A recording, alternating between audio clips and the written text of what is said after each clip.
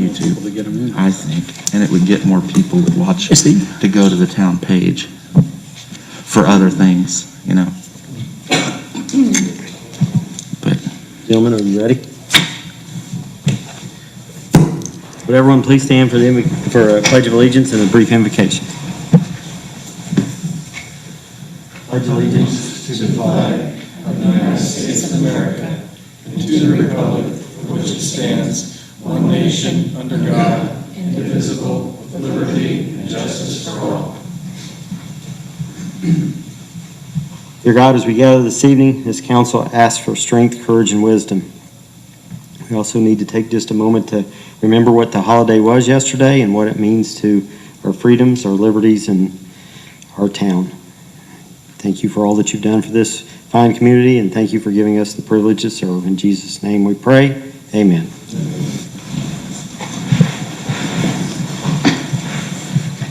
Call to order the June 1st meeting of the Mooresville Town Council. Gentlemen, have had a chance to review the minutes from our previous meeting. I need a motion to either amend or approve the minutes as written. Motion to approve the May 18th, 2021 minutes. Motion been made. Do I have a second? Second. Motion made and seconded. All in favor? Aye. 5-0. Dustin, Greg, 5-0.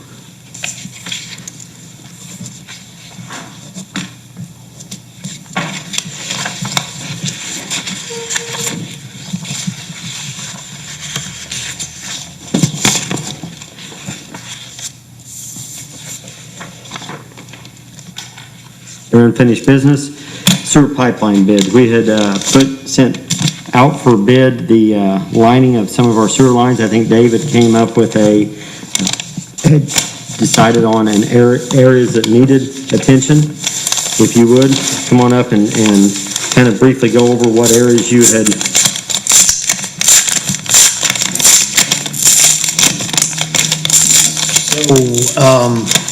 While doing inspections on our sewer lines, we found some that were the old reinforced concrete pipe. A big one, I think it's a 10-inch that runs through North Park. Had a lot of inflow and infiltration. We kind of extended that on down into Arlington and a little further south from there. And then we also found one along North Indiana Street from Pollard's Apartments down to Rayesta Drive and up into Rayesta Drive a couple hundred feet. And total is about 4,000 feet of lining. If everything comes together here, it'll be a significant improvement and will treat a lot less stormwater. Should take some of the tax off the treatment plant. I'm trying to be quiet. Okay, the first bid is Insight Pipe Contracting LLC. Project manual.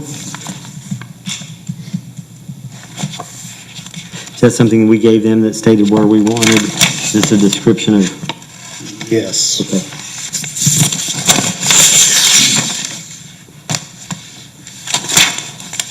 This lining process is pretty technical. It's kind of blow a new pipe inside the old pipe.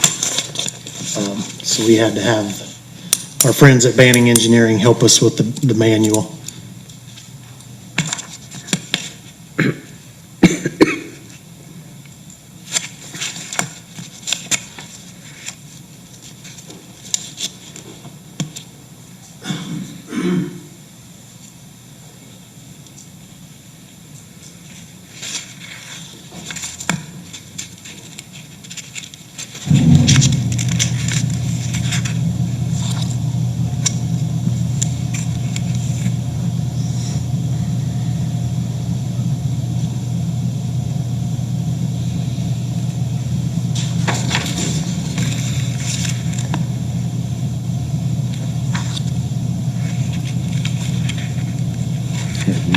POI. We asked for a lump sum bid, so there should be a, Did you? That's a financial statement, and that was enclosed. That was enclosed in that, sorry. I just keep opening. It's like a Russian doll.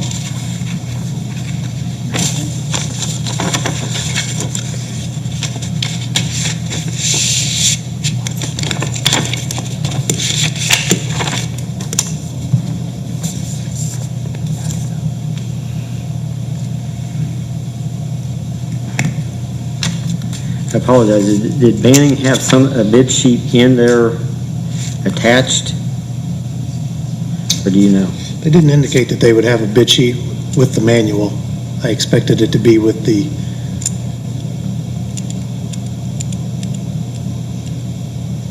document from the contractor.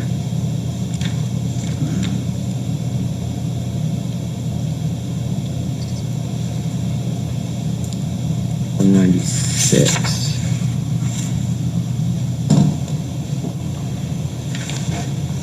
Oh, sheets there.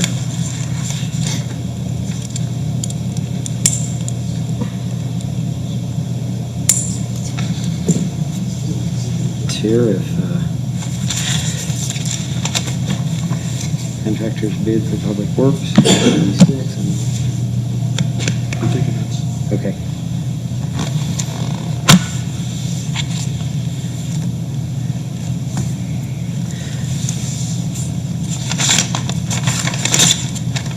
Again, this is Insight Pipe Contracting, and the total bid is $186,050.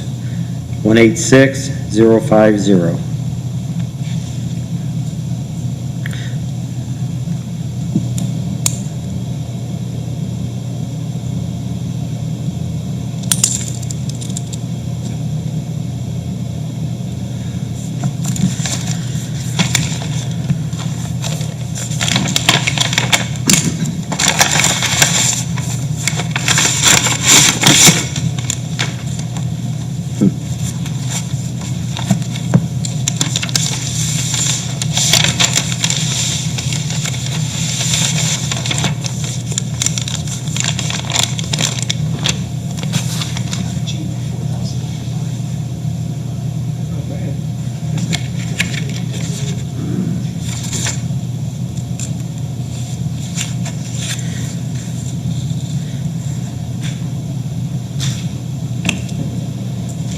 Are you seeing this as the same thing?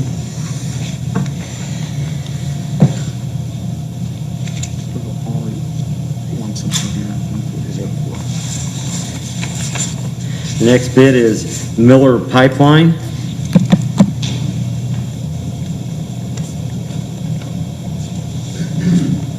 And their bid lump sum is $147,400, $147,400.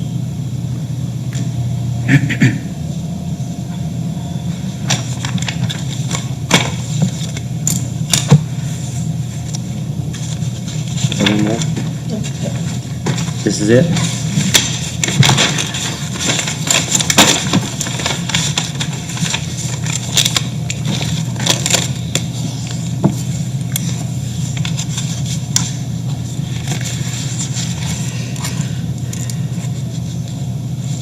And the last bid, that was the last of them, wasn't it? Is In Situ Form, INSITUFORM Technologies. And their total is $189,500, $189,500. What's the company name? That's the Insight, in situ form? Situ form? In situ form? Yes, That was, Don't ask me how to spell it. in situ form. Out of Missouri.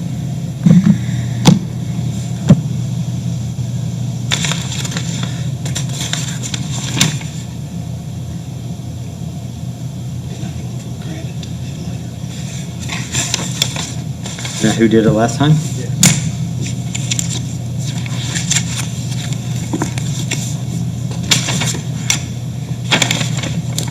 was it.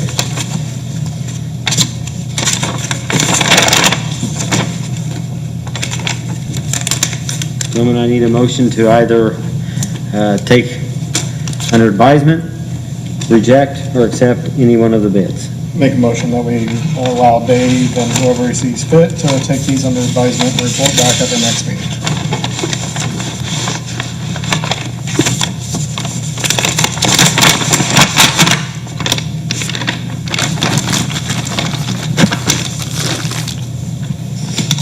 Motion been made, do I have a second? Motion made and seconded, all in favor? Aye. Thank you, Dave. Justin, Greg, 5-0. While we're doing the sewer, while we're talking about sewer, and I know everyone here is just at the edge of their seats, it was kind of brought up, and now would be a good leeway into this, especially when we're talking about spending $150,000 on our sewer lines. Last year, during the pandemic, we wholeheartedly agreed. Greg, you weren't a member then, but we wholeheartedly agreed that we were going to waive the late fees on the sewer billing. It was pointed out that we had talked about this in March and thought we would readdress it in June. I don't know if we want to make a decision, a statement, or express our thoughts in regards to dropping that moratorium on late fees. We did that by an amendment to our ordinance, and we would have to do the same thing. Thoughts?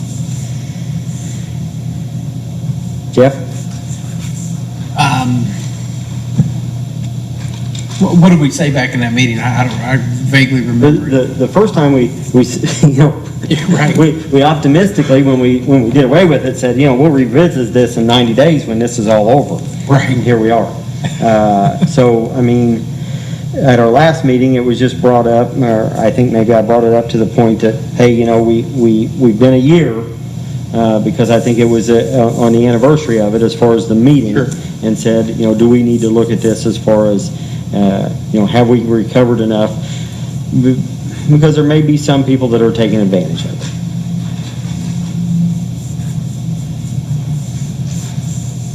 Obviously they've had ample time. I mean, people are going back to work,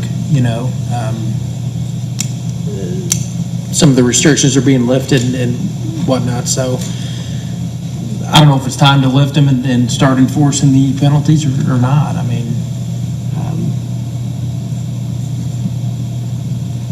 We were heroes when we did that, and we're going to be Right. bad guys Right. now. But I mean, at some point in time, we signed up to be bad guys, I guess. I don't know whether it helped. I know it was maybe one less thing that the citizens of Mooresville, the rate users, had to worry about. what's your thought on it? And, at some point in time, we were all trying to get back to normal. Right. And normal is across the board. Normal is when we say, hey, we want our kids back in the schools, we want to quit wearing these masks, we want to gather in larger groups, and we're going to play by the rules that were set forth before the pandemic. And that was always a rule. That was part of our ordinance. That was part of our ordinance when we bonded. The bond councils sent out to the bidders that, we did have a tool in place to make sure that we got our money. That tool was late fees and liens against property tax or against the taxes or against the property. So, are we back 100%? No. But I don't know that we were the first ones to get in the lifeboat. But maybe I know we're definitely not the first ones to jump out of it at this point in time. Right. Diane, what are we experiencing at town hall? Or is there a majority being late or struggling paying those? Or There's always been right around 30% of our customer base that would be late, and it's typically the same customers. I mean, so we haven't experienced overwhelmingly a number of people you're being looking late. at probably right around $30,000, $35,000 a month that we're not billing and collecting. And we haven't seen that number move since the pandemic? It stayed right out at that? We haven't been assessing any penalty fees. Right. So we're not. But as far as people turning in late, do we monitor that or no? Not really, because we kind of put the collections process on hold because of the pandemic, so really haven't been putting my finger on the pulse completely, but I feel that it's time to move forward, because, like Tom mentioned, the bond banks are, this is on the sewer bonds, so that's part of the revenue that was projected into that agreement, I would think. What do you think, Jewel? Is that correct? No, your ordinance is definitely analyzed as part of that, and your ability to collect the fees, it's almost a guarantee on the bond that you're going to be able to raise revenues to pay that bond off with the rate increases and then with the moratorium on the late fees. But at some point, you need to start collecting those again and start that process. You have a statutory ability to place the liens on properties because of the importance of having wastewater funded and taken care of properly. So at some point, you're going to have to lift that moratorium. The question is whether you're ready to now or not. With our numbers being the same, I would be comfortable lifting the moratorium, going back to what we were and assessing those fines. It's not like we're saving everybody. Right. It sounds like, according to her, we're saving the same people that we were saving before. Shane, your thoughts?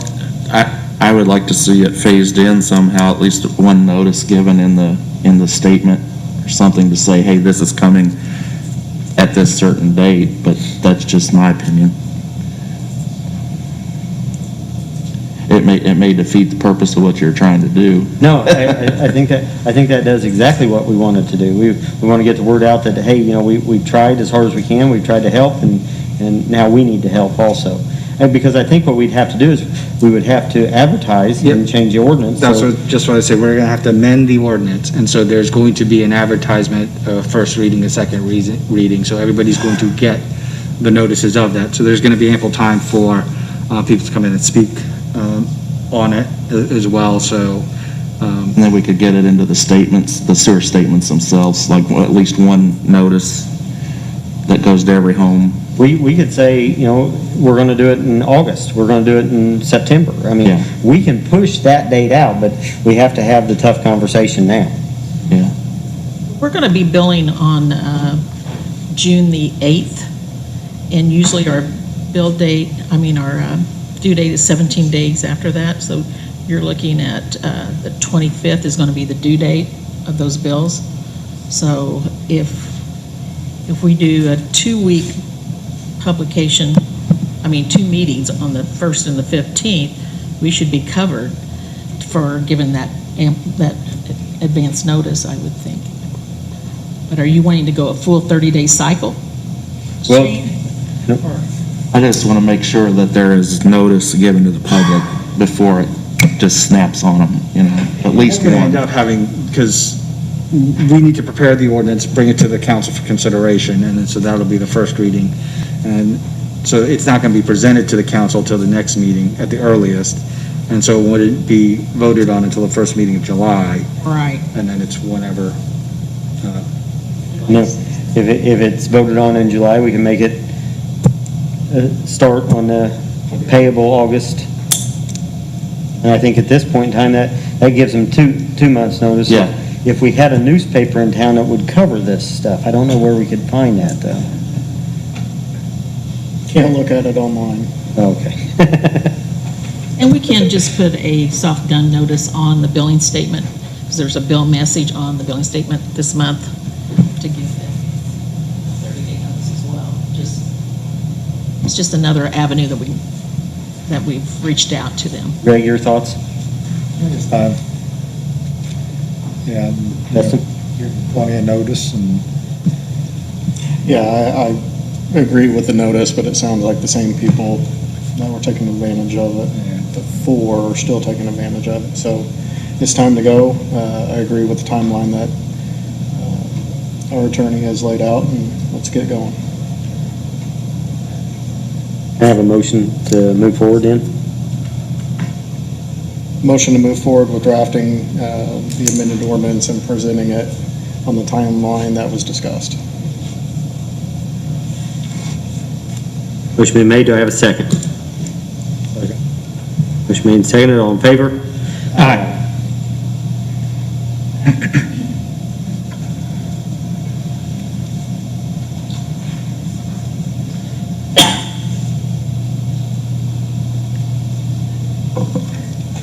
Yes, and Greg, 5-0.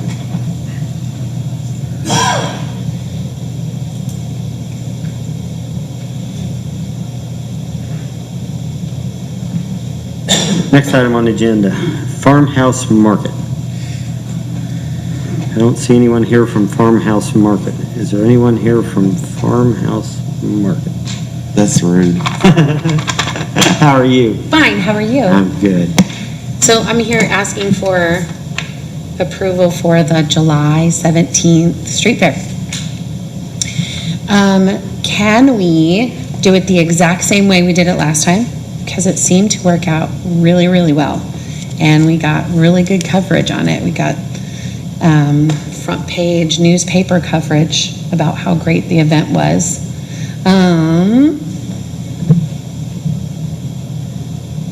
You did it? Thank you very much. I don't see anyone here from the Mooresville Times, do you? That's I it. didn't even know he was doing it. I had He did no a good idea. job. He did a good job. He did a good job. So anyway, I was hoping that we could just do it the same for the July 17th and the September 18th, both dates, if you guys are okay with that. We can do it the exact same way. It seemed to go over well, so. And I didn't bring any paperwork with me this time because I didn't think I needed to have any since we're not shutting the streets down. If I need to, I'll come to the next meeting and bring whatever you need, or I can email it to you like I did last time with the insurance coverage and all those things. Have to do something, are you still gonna do the same thing at the park as far as with the beer truck?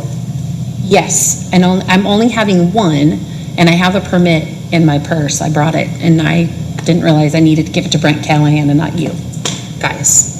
Well, So- do we still have to do something on that? Is that on each one of the events? Are you talking about the permit itself? No,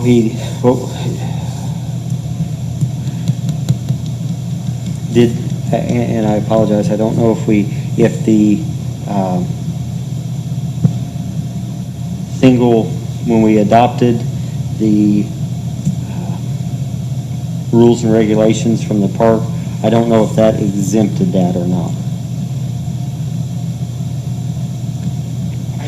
Mark, do you remember? The guidelines for the use of the park, do you know on it if the alcohol, being able to consume the alcohol, if that exempted it from this point forward, or was that something that was to be authorized or permitted on each event? I believe the alcohol, the bicentennial park is different from the town park. Okay. It was allowed as long as it was a town function. I think they changed it where they have to get a permit to change the park over to the park system. That was the agreement with the redevelopment commission that there be no restrictions on alcohol in the bicentennial park. I thought they had to get a permit from the park if they use the park as an event space. But we have a street closure permit, we don't have a parking lot permit that I've ever seen. So, it might be a thing that we want to do, I don't know, in the future, but basically the way I understood it is we approve the event with the alcohol, and then they get if they want to use the park for part of the event, they get a permit from the park for that portion. But do you remember, I don't think we closed the sidewalk there, or allowed them to rope off the sidewalk, because they had to have an area there. I think that was what was in question, and then it's not that they were going to use the park, it's can they consume alcohol within the park? Yeah, but they're selling it on the street and then closing off because of the alcohol, The tobacco. excise. They have to have, We have to have a certain amount, we have to have a certain amount of space. Like there has to be, I think it's 10 feet around, Whoa, thought I was going down. I didn't touch anything, did I touch something? Nope, it just popped. Okay, that's good. I think it's a 10 by 10 area to sell Yeah. it, to sell the alcohol. I think. that was just a sidewalk. Yeah. If I remember right. And we caution taped, we just put caution tape around both, I think it was both sides, just to make sure that people knew that that's where they needed to either stay there or, but I'm not quite sure about all the details. Rachel knows from the Indie Bear Taps, she has all that. She knows all the details. It's the same person? Same person. Yeah, because she seemed to know pretty much everything. We're using her and only her for each event.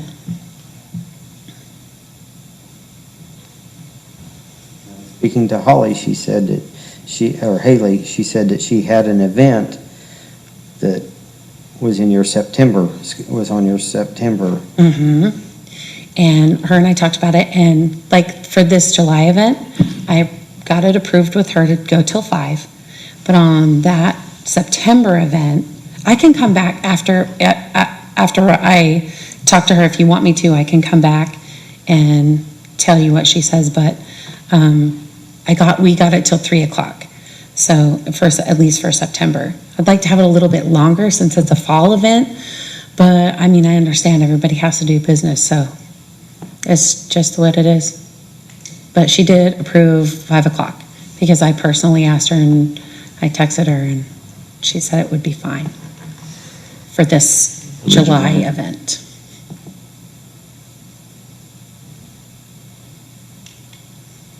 Questions or comments?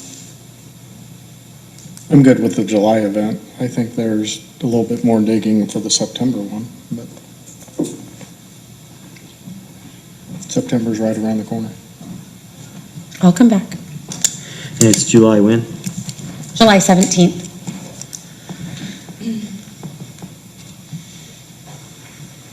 And it's the same hours as the last one, or you're extending it from We're till 5? extending it till 5 o'clock, yeah, this particular one. For the September. September's to 3, unless Hallie Oh, says it's okay and we can do that to 5. We just have to discuss it with Hallie, make sure. Yeah. Because I haven't set the hours for the September one just yet. So, do we have a motion on one or both, or?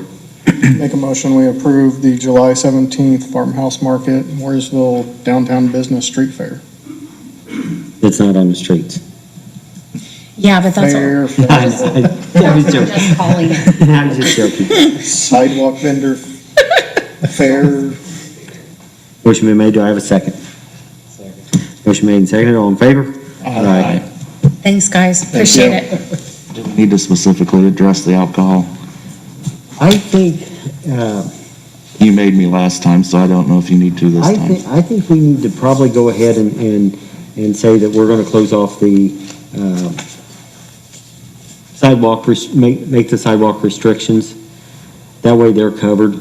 I think that's what we did, does that ring a bell? Does that sound right? We approved the alcohol specifically last time, but I think the last time it was the sidewalk and then consuming the alcohol in the park. And will you make a motion in that manner? sure. I'll make a motion to approve the alcohol sales and consumption for the July 17th street fair. Motion been made. Do I have a second? Second. Motion made and seconded. All in favor? Aye. We don't know that you need it, but we're covered. Because last time, we couldn't hold up enough hoops for you to jump through, could we? No, sir. But we You know learned. what? I'm doing my best to jump through every single one of them you've got. We didn't mean to. We were just learning. We were just learning. That is okay. I'm glad it went well. Lance, it's up to you to make this next one as good. Yes, please. I figured you'd come over here and sit by him. You know what? I'm just gonna get ready to leave because you guys just gave me everything I wanted, and I appreciate that so much. And I know that the town does too. I mean, I couldn't tell you how many rare reviews we've gotten so far, so. Seemed to be a hit.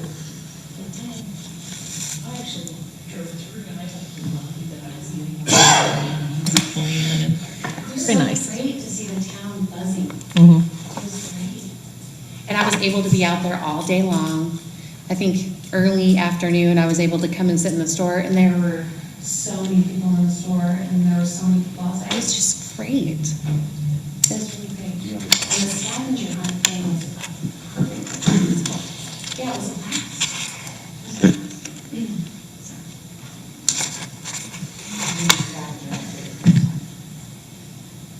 Yeah. Bigger and better. Yeah. So thank you guys, I really appreciate it. Next item on the agenda is the Old State Road 67 and Sycamore Lane ordinance. This is the rezone that we did at our last meeting. This is where they had carved out just a small portion to be able to put a garage. We did not have a written ordinance at that time. It has been prepared. It is ordinance 12. And it's ordinance 12, 2021.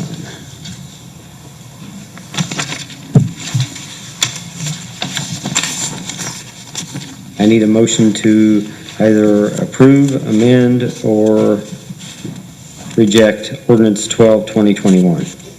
Motion to approve ordinance 12, 2021. Motion been made. Do I have a second? Second. Motion made and seconded. All in favor? Aye.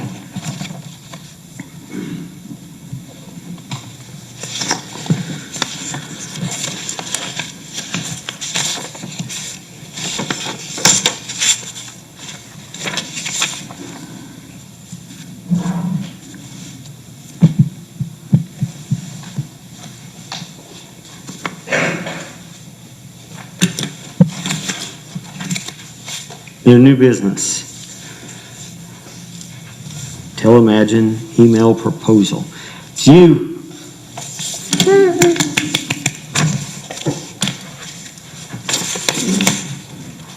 Ladies and gentlemen, musical stylings of Steve Oshman. You're all in a good mood. I think I'm going to make you in a bad mood. Well, I think I'm already there.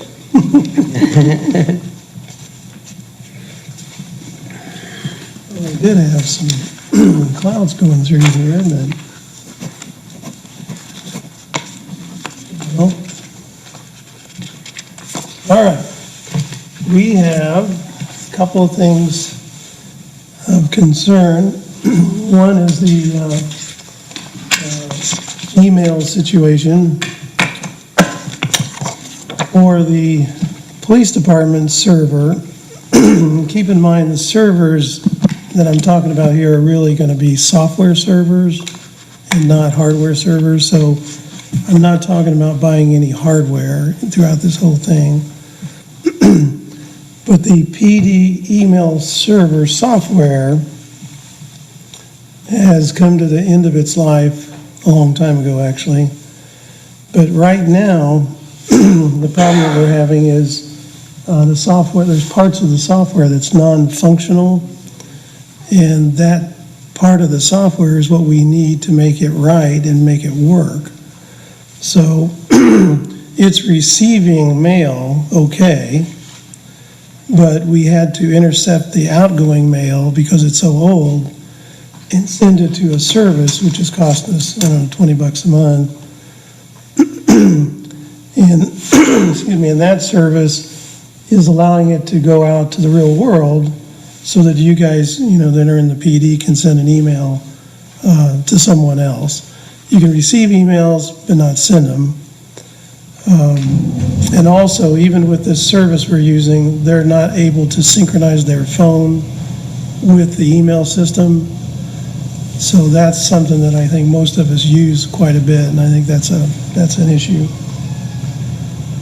On the town side,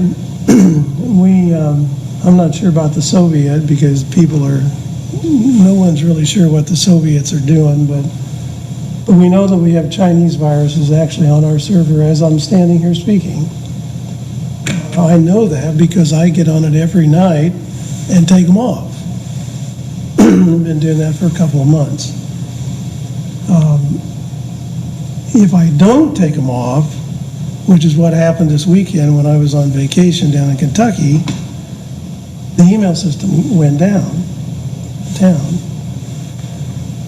Quickly got it back up because I just performed what I did normally at night. I did it today this morning, rebooted, and everything's back. But it'll happen again tonight. I'll have to do it again tonight. So that's, excuse me, unacceptable. So those are the two fixes, if you will, that I'm kind of talking about tonight.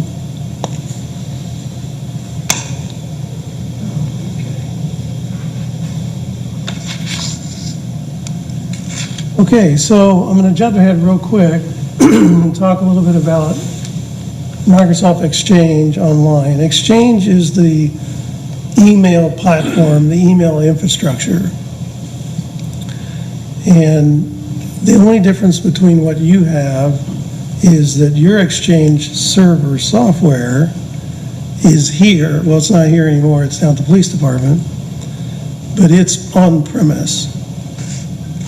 Exchange, excuse me, Exchange Online is in the cloud. And we'll talk a little bit more about the cloud here shortly. So what's the advantages? One is goodbye viruses, because the Chinese viruses have not affected any Microsoft product that's based in the cloud. It's quite interesting that that's the case. Maybe their way of making some more money, but that's essentially what we have. This could lead, since this is a pay per month kind of model, it's going to lead to, I think, more predictable email costs, and you won't be concerned about hardware, software upgrades, and those kind of things, because Microsoft's going to do that. On compatibility, we're only taking the Exchange part and replacing it. We're not taking the domain controllers. We're not taking Keystone. We're not taking anything else. We're not taking Outlook. Everything's going to stay the same. We're moving the infrastructure, the email infrastructure, to the cloud. And then, of course, Microsoft expertise is always there behind the cloud, and behind the curtain. And so hopefully you don't replace this in 2.5 years or whatever, but if you do, it's going to be fairly seamless on the email because it's already in the cloud. And I no longer become your technical subscription representative, somebody else does. But all along the time, you guys, the town will own the license. Well, with Microsoft, you don't actually own anything. You get a license to use it. So, and then you sign this 10-page form.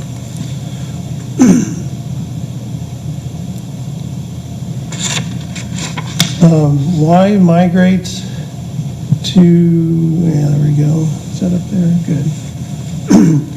Why go to the cloud? Well, the cloud's been around since roughly June of 2011. We use it, all of us use it every day, cell phones, OneDrive, Google, Facebook, you name it. Those are also all based in the cloud. So it's a well-tested platform.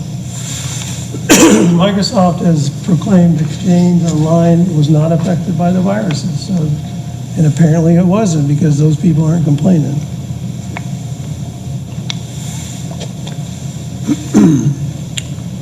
Okay.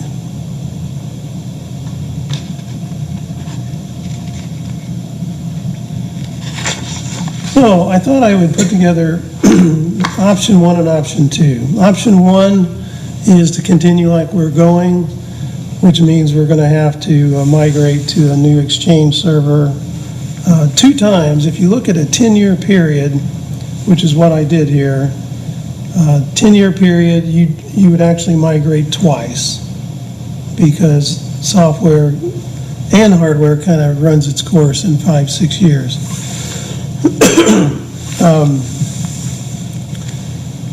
What I've got is, these are rough numbers. It's based on the 10-year time span.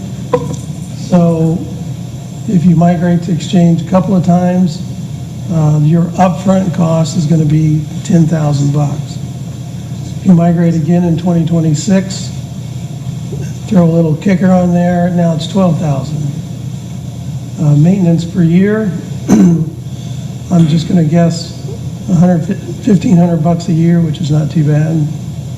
So that's $10,000 for 10 years. Software and the access licenses, CAL licenses from Microsoft, 6,000 times 2 migrations, 12,000 for 10 years.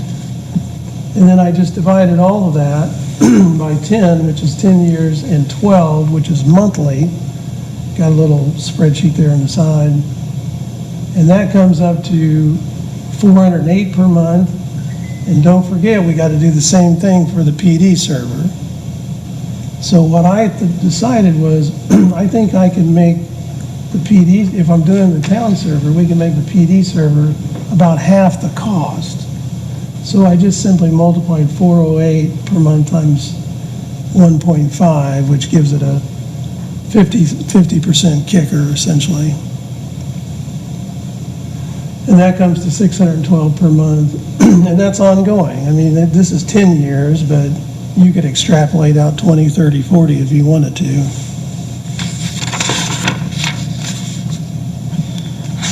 Option 2, same time frame, 10-year time frame. We came up with 100 email seats. Steve Ellsroth tells me that he's got 57 active users. The town appears to have 80 some odd, but there are still people on there that are no longer with us. Both they've died or they've moved on or whatever. So, so phase 1 that you see here, the first thing you got to do is get into everybody's mailbox and find out, do they have folders? Do they archive their data?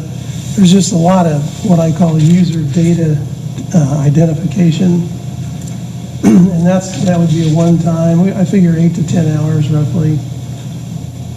Phase 2 is, of course, order the licenses from Microsoft. And we need a couple of months of those up front because it'll take probably that amount of time to get it done. And then phase 3 is where we actually do the migration, where all the data in the folders and in all the inboxes and everything gets transferred to Exchange Online. And again, if you add up all that stuff in the right-hand column, I came up with $571 per month. It's virtually a wash using the numbers I'm using.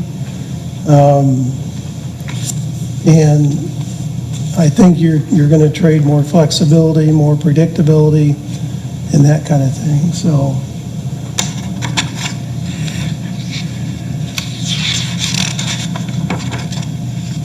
the next steps, I think you have a copy of, I put a draft statement of work together, which was something we can do from the master service agreement that we have already.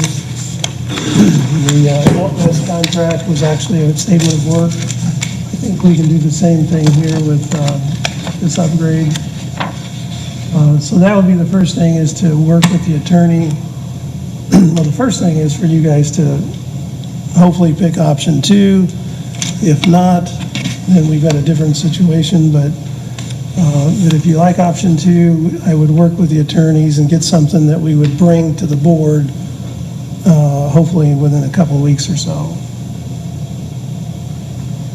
And since there are so many decisions to make on employees and, who's here, who's not here, who needs to be archived, all that kind of stuff, I thought it'd be good to have someone that I could work with, like Diana or even Ellsroth or whatever, to make some detailed decisions, because once we start the ball rolling, we get moving on it, so.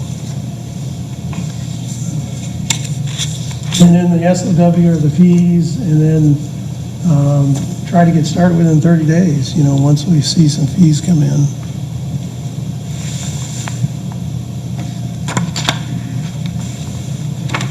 Okay, so I'll turn your attention now to the, actually, do you guys have any questions on this part? Before we get to the SOW?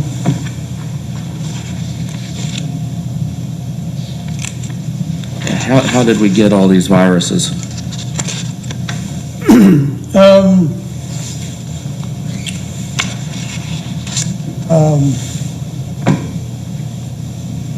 First of all, we got the viruses because the software has been around a while. And I don't think Microsoft ever wrote the software to ever imagine seeing this kind of attack. 90% of viruses come in through email, so the email infrastructure is what is hit the first, before anything else. There are things that we need to always do, which now we have everything up to date and with the software and so forth. But I kind of blame Microsoft first and foremost because they haven't kept the on-premise exchange up to speed with their online exchange. But as organizations like yours and others, even companies and so forth, they may trade one outsourcer for another outsourcer, IT outsourcer, and some things slip through the cracks. Hope that answered your question, but.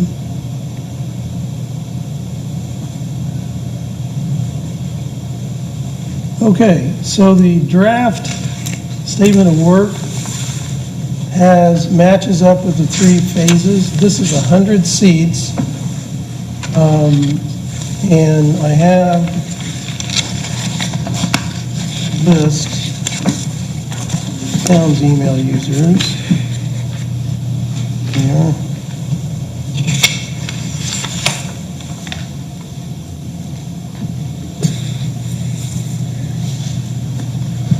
We have 2 pages of email addresses and a total of 88. So 88 and 57 does not equal 100. So I'm hoping we get a lot of these down. I think we will too. People have already passed away that are in the list. So anyway, on the statement of work,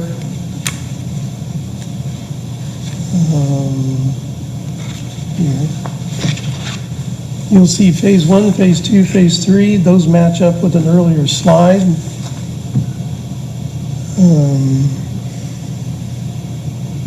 Right there. Phase 1 is a user data definition or identification. I had it at 2,500. You'll see that in the table. Phase 1 is 2,500. Phase 2 is ordering the licenses. You'll see that in the table at $1,000. Basically, when the smoke clears and everything's done, your bill is about $500 a month for 100 seats. So, Who bills us for that? I do. The way the Microsoft system works is that I would be your technical subscription representative for Microsoft, and you have to be a Microsoft partner to do that. So they give me extra privileges to help you out, through that process. I have through the partnership process, I have quicker access to Microsoft people. Unfortunately, some of those are people it's hard for me to understand, but I do have access to them. And then begins phase 3, which is the actual migration process, and that can take a long time depending on how many files and gigabytes and stuff we have. And it also depends on the speed of the internet at the location we're doing it. we stage those. We don't turn loose all of the users at once because it would clog the internet.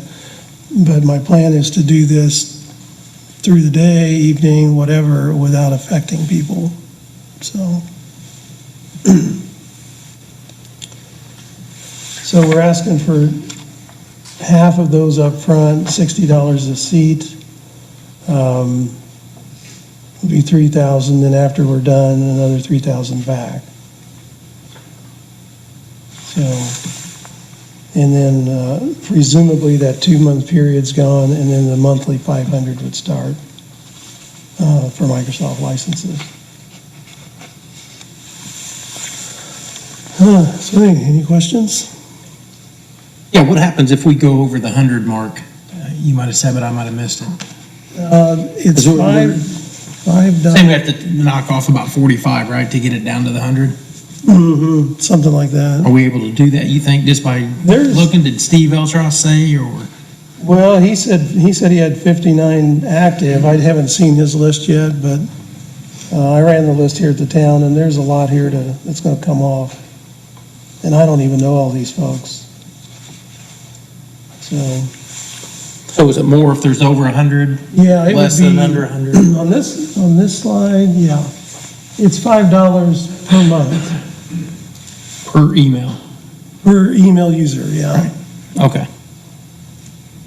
And you might even decide too that some of these don't even need an email.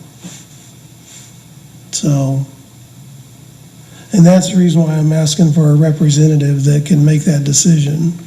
Maybe has a direct line to you guys, to make that decision.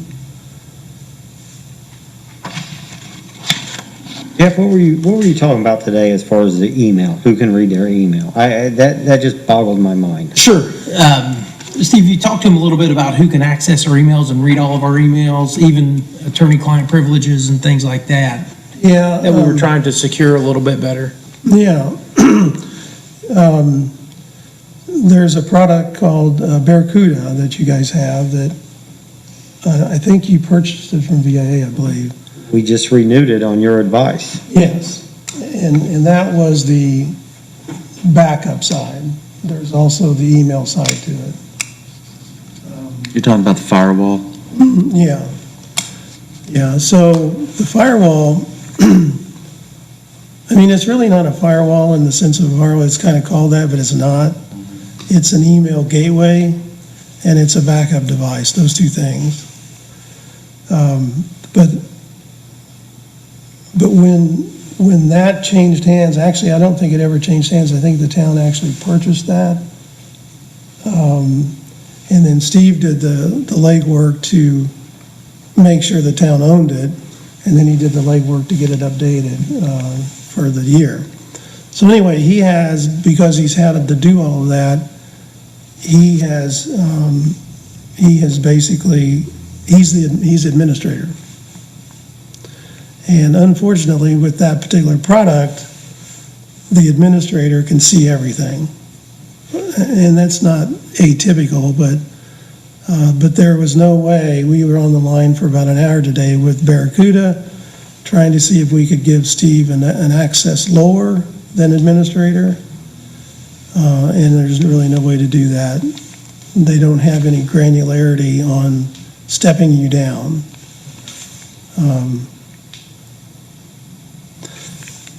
Exchange Online will allow us later, if we wish, to replace the Barracuda with the Microsoft product. It does the same thing. So this ain't gonna change that.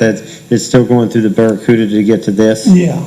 So is there an instance where you know that someone has read something that's an email? For you to say that, do you know of a distinct instance where, hey, I saw that you're on a dating website,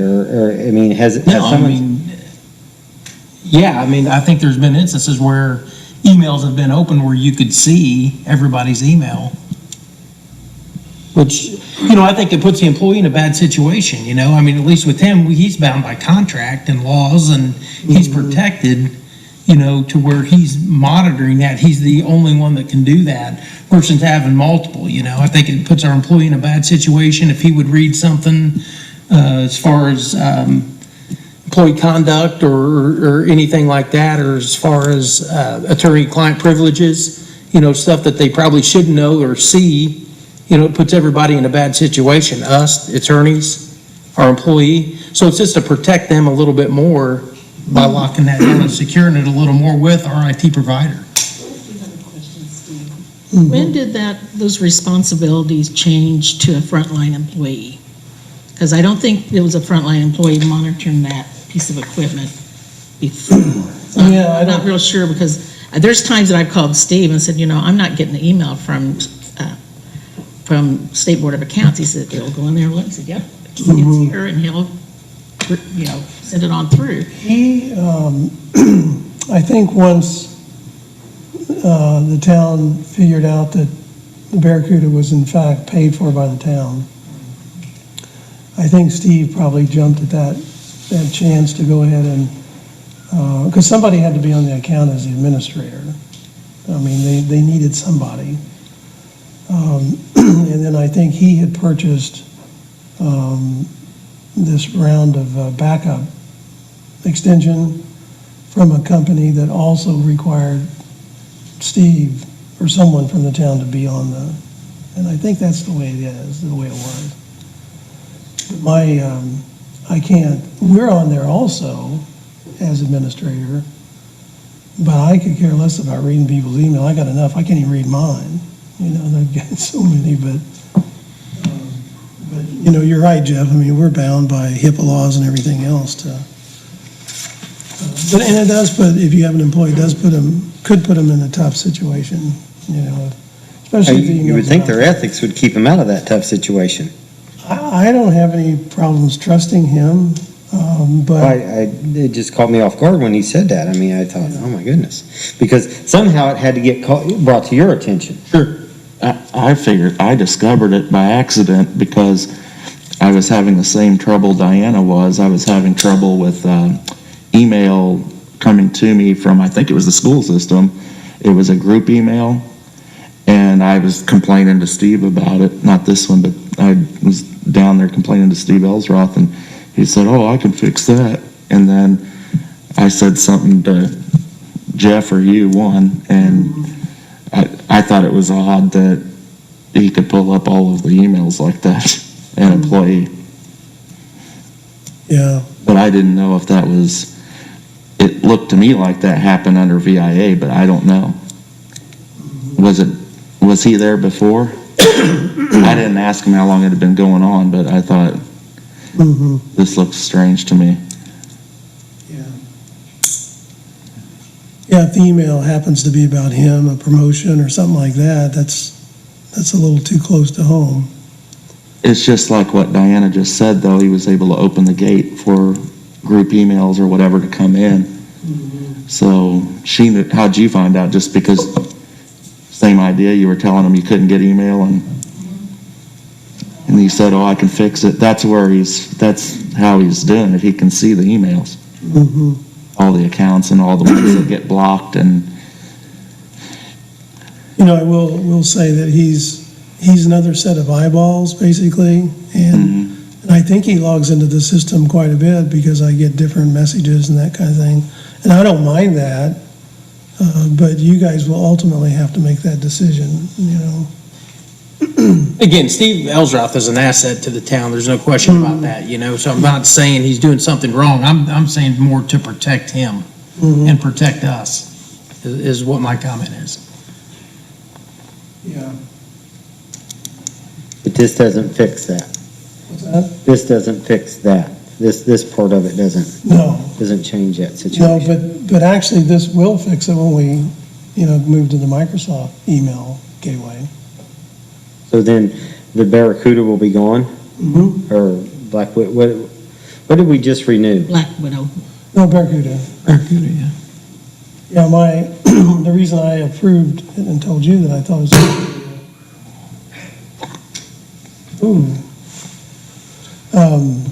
the reason I told you is because I think I think within that year period, I think we can set ourselves up, we can be done with this and set ourselves up to shift it.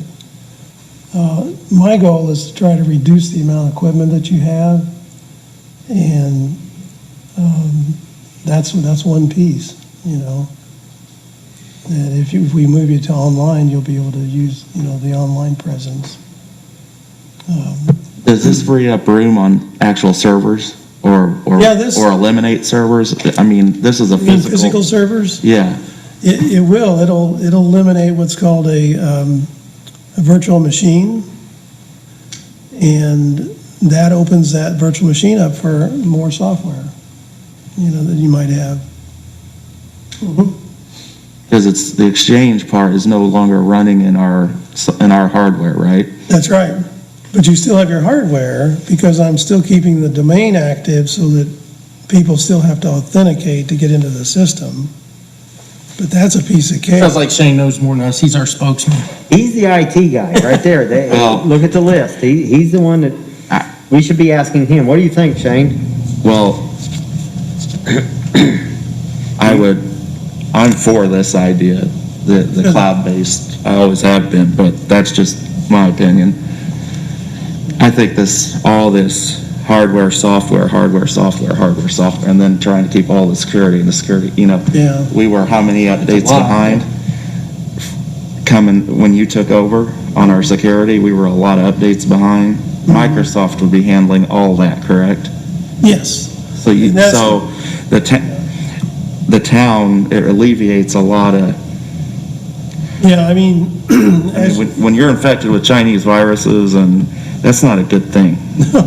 So, you should. Not updating the system. I know, Would that but be you the don't reason for you it? don't have to pay your sewer bill on time with that. It's not a good thing. It's not good that we got here, really. But it's because we're operating under yeah, old technology and yeah. software. And we have yet to get a Soviet virus, so I don't know. Could the lack of the updates be the cause of this? Would there be any way to prove that, or no, or? There were people, like, for example, you guys are up to date right now, and you have been for the last 2 months, because I check that every night too. But you still haven't, because you were infected. Right. And Microsoft, to date, has not issued an update to permanently remove that sucker from the server. So, once you get infected, you know, they've given us different updates and things, and it's mitigated it to where, as long as I do what I do, I can keep the system running, and you keep your mail flowing. But the moment I quit doing that, like this weekend, because I didn't even have an internet connection, and then I think it went offline, you know, because of the virus. That's about all the virus is doing. According to Microsoft, it can also collect information, but I'm worried about if we're already infected, what else can they do if they've got their little worker bees inside the software? What's next? So that's what I'm worried about. But so far, so good. We got your mail's flowing, PD, but I just don't like to have Chinese viruses laying around. So.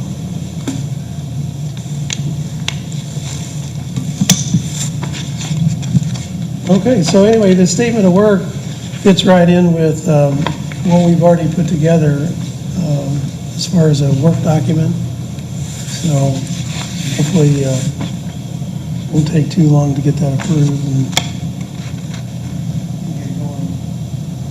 So are these not to exceed prices, other than the seats, other than the 100 cost? Yeah, for 100. But the labor is Yes, not to exceed, yeah. We had a lot of trouble with the first server. Remember when we bought it and we couldn't get things to Yeah. migrate back and forth, and No, I think that should be good. and then does this lower your monthly bill? If we let someone else do some of the work? Well, You I'm knew I was doing gonna the ask that, work. right? Yeah, I mean, I'm doing the work, we're doing the work, so. Yeah, but I mean, after it's done, Yeah. you're not maintaining that exchange or that server, or can you save us $500 a month on our contract? Because that would pay our seats. I'm just asking. That's a good ask. That's a no. That's a good ask, and I think you should be commended for But asking. I think there should be a give and a take there, don't you? Well, in reality, it reduces one server software. It doesn't reduce the hardware. I don't think we called out server software in the contract. So anyway, we'll look at it. You're gonna save so much money on this over the long haul.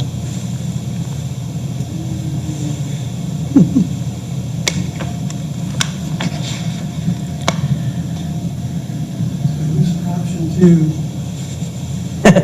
Option two. Comments? One last question for Steve. If we do approve this, how long does it take? You said, is it a long time to move everything over to the cloud? I know you said you're gonna do it in. Our experience with doing this is, could take up to a couple of months because it throttles the internet so it doesn't kill the machine or the internet speeds. So the faster the speeds, the quicker we can get it done. Did you have any conversations with Steve Elsrath on this? Was he in favor of this, against it? I know he's not here. I spent quite a bit of time convincing him, and until he saw some of the numbers and stuff, he was still wanting to do the server.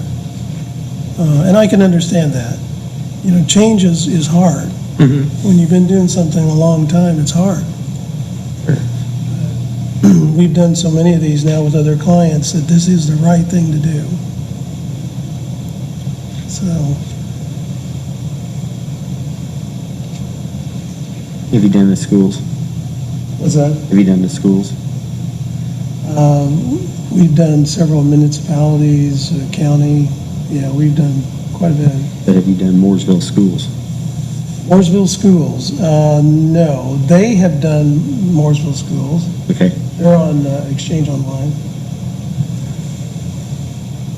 You can Unsolicited mark testimony. my word on that. Superintendent's here. That's what I said, They are. unsolicited testimony. They've been on it for a while. No problems, Randy? If there's any problems, I ask the guy upstairs. Okay. That's a good question. That's a good answer.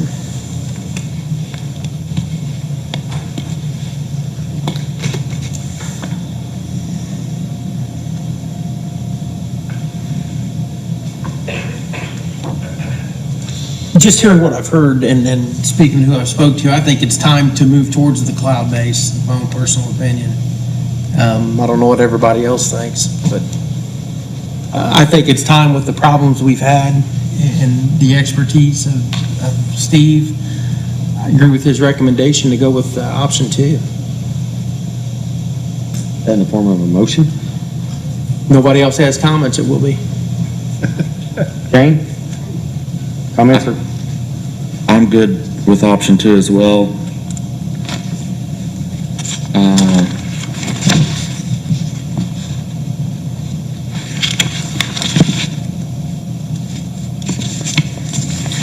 Did you say, though, you would work with the town attorney on the, Yeah, and we'll get a better, more accurate count hopefully by then. Okay. In terms of the number of seats, because the seat counts inside that SOW. yeah, I think we need to get deceased people off of there. Yeah.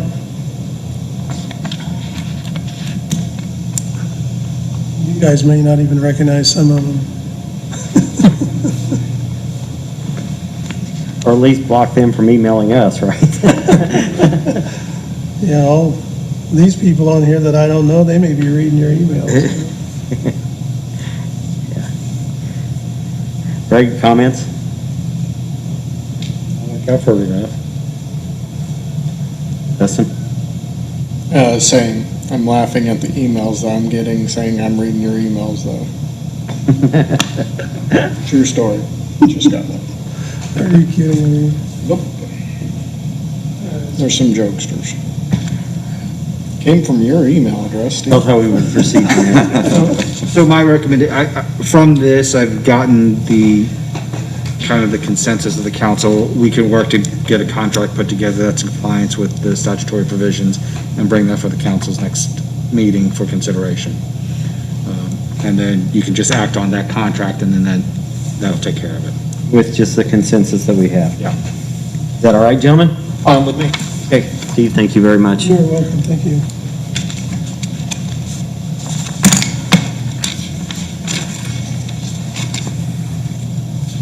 Thanks, Diana, for helping me set up.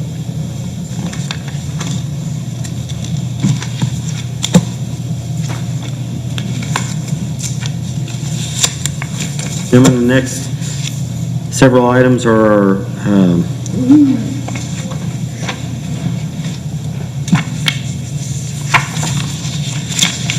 the CF1s.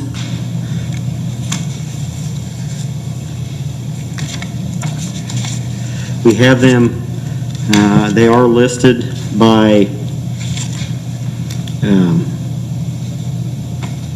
the fact of whether it's personal or real property.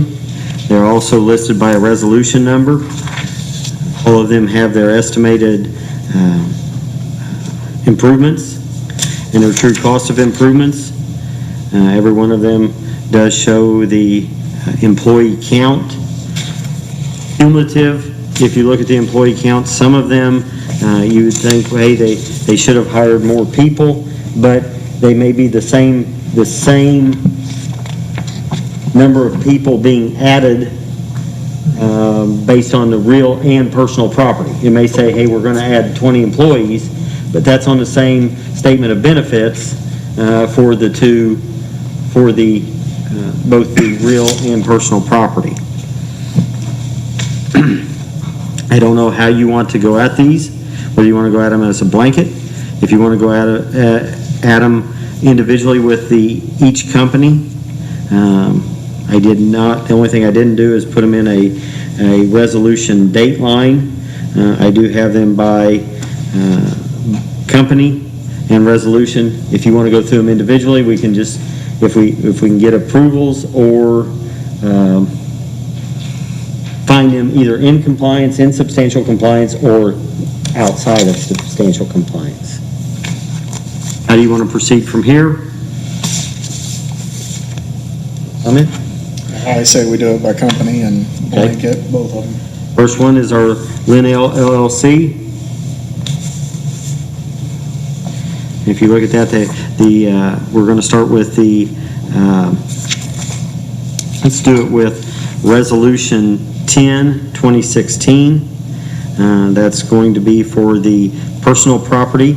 It is, at that point in time, it is listed as Linnell, a division of Mestech Incorporated. If you looked at their manufacturing equipment was dead spot on as far as their number of their investment was $825,000, and they have been in compliance every year since the first year of statement of benefits. That is Resolution 10, 2016. Motion to either find them in compliance or outside of compliance. Make a motion that we find Linnell LLC in substantial compliance for Resolution 10, 2016. Motion been made. Do I have a second? Motion made and seconded. All in favor? Aye. Aye. Justin Gregg, 5-0. Next one is going to be Linnell LLC, and this is for their real property improvements. If you look at it, it also shows that the value of the proposed project was exceeded by the actual construction of the real project. It did show that they were going to add 5 jobs, and it looks like they've added 11 to meet that. That is Resolution 11, 2016. Motion to find them in compliance or outside. Motion to find Linnell LLC in substantial compliance reflecting Resolution 11, 2016. Motion been made. Do I have a second? Motion made and seconded, all in favor? Aye. Justin Gregg, 5-0. Gonna move on to TOA USA.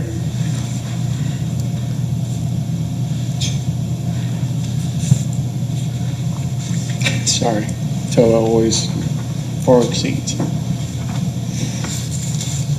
Mike, can't you get TOA to do some more improvements? I mean, I think there's only like 20 of them here. Every day, every day. The first... There are more coming, just so you know. Okay. The first one that was before us was personal property, Resolution 2, 2013. And this is where it gets a little bit complicated. Like I said, if you add up all of the proposed or estimate on number of additional employees, it double counts them if you look at the real end of personal property. But what's amazing is they dang near hit that mark, even double counting them. So, it's good to have an employer that size in the town of Mooresville. Add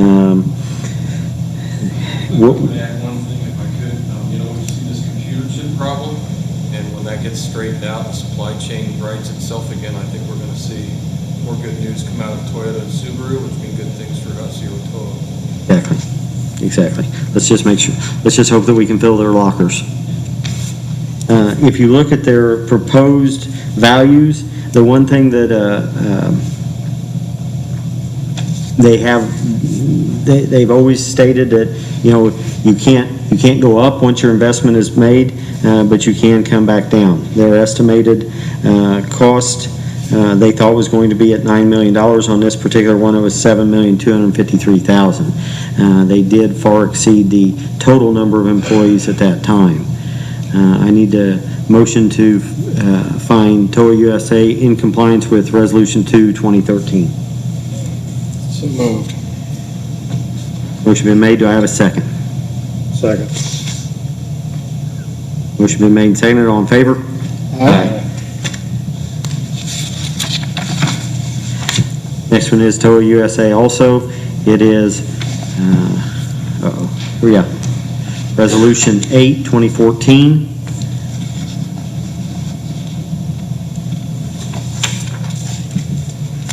And again, their estimate was at $400,000. It came in at $395,000. They are well within compliance on their number of employees and their payrolls.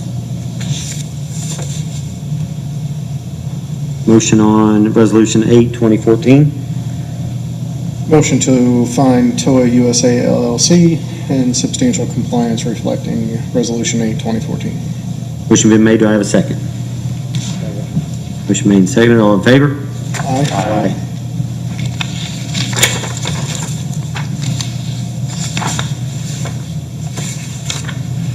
Next one is Resolution 8, 2015. They're within $1,000 of their estimated cost. That was at a $43,450,000 investment. They invested total $41,290. They did replace, that was probably some dies. If you looked at, they did take some off of the tax rolls, and that was dies that were at the end of their life. That is the proper way to show that. Motion to find him in compliance or outside of compliance. Motion to find TOA USA LLC in substantial compliance reflecting Resolution 8, 2015. Motion been made. Do I have a second? Motion been made and seconded. All in favor? Aye.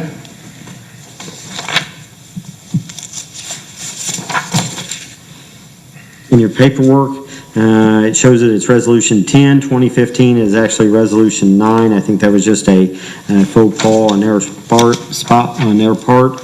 But looking back to the minutes, it was actually Resolution 9, 2015. Do you remember that, Jeff? No.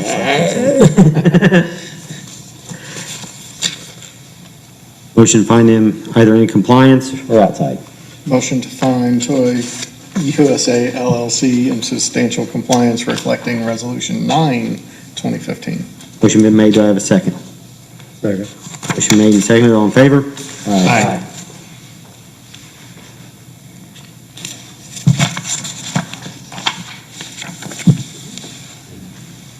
In the future, can we do these as a blanket?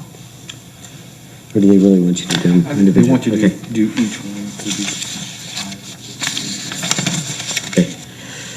The next one is real property. It's CF1 for the investment, and this was actually Resolution 10, 2015, hence the other one was 9. In this one here, you can see that their actual values did exceed by about $300,000 on the investment. Do I have a motion on that? Motion to find TOA USA LLC in substantial compliance reflecting Resolution 10, 2015. Motion been made, do I have a second? Motion made and seconded, all in favor? Aye. That's great.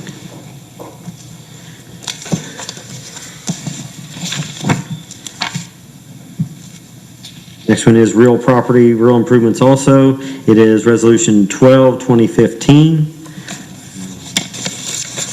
They were just a little bit off, $300,000 on a $7,400,000 investment. I think when you're talking $7 million, maybe $300,000 isn't that much. This is Resolution 12, 2015. Do I have a motion? Motion to find TOA USA LLC in substantial compliance reflecting Resolution 12, 2015. Motion been made. Do I have a second? Second.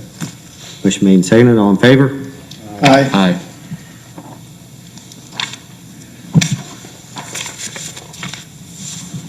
Next one is Resolution 2, 2016. This is for personal property. This one here, I think if I remember right, this was one that they were going to buy dies and then couldn't get them. But it was they still fell within the 10-year matrix, even with a $2 million investment, when they had proposed a $12 million investment. And again, the property tax is only abated on the actual true investment and cannot exceed their estimates. This is Resolution 2, 2016. Motion? Motion to find TOA USA LLC in substantial compliance reflecting Resolution 2, 2016. Motion been made. Do I have a second? Motion made and seconded. All in favor? Aye. Aye. Dustin and Greg.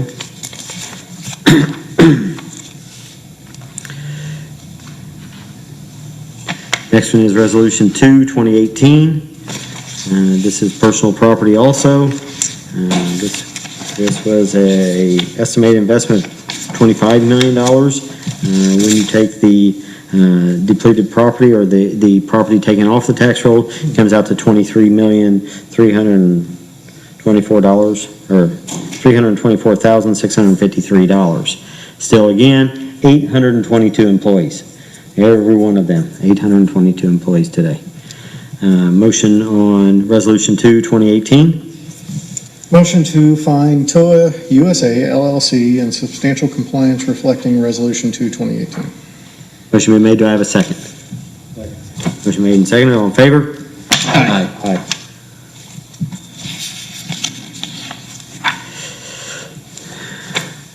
Next one is Resolution 18, 2019. This is for a compliance statement on personal property.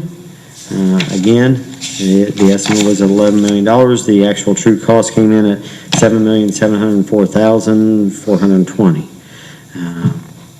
Motion to find them within compliance. So moved. Wanted to mix it up that time. Motion been made. Do I have a second? Second. Motion made and seconded. All in favor? Aye. Aye.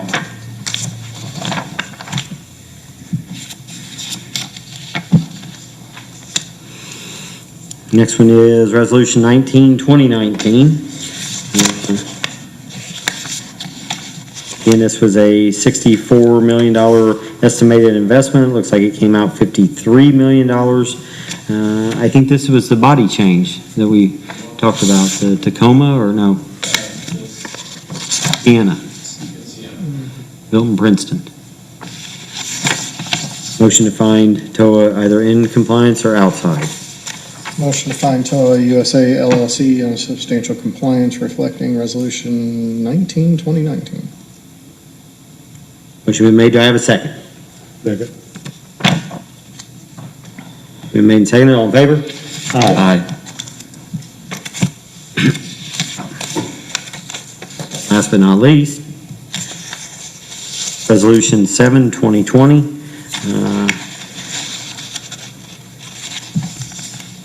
The estimated investment less the value of property being replaced was $3.4 million. The actual investment was $4.9 million.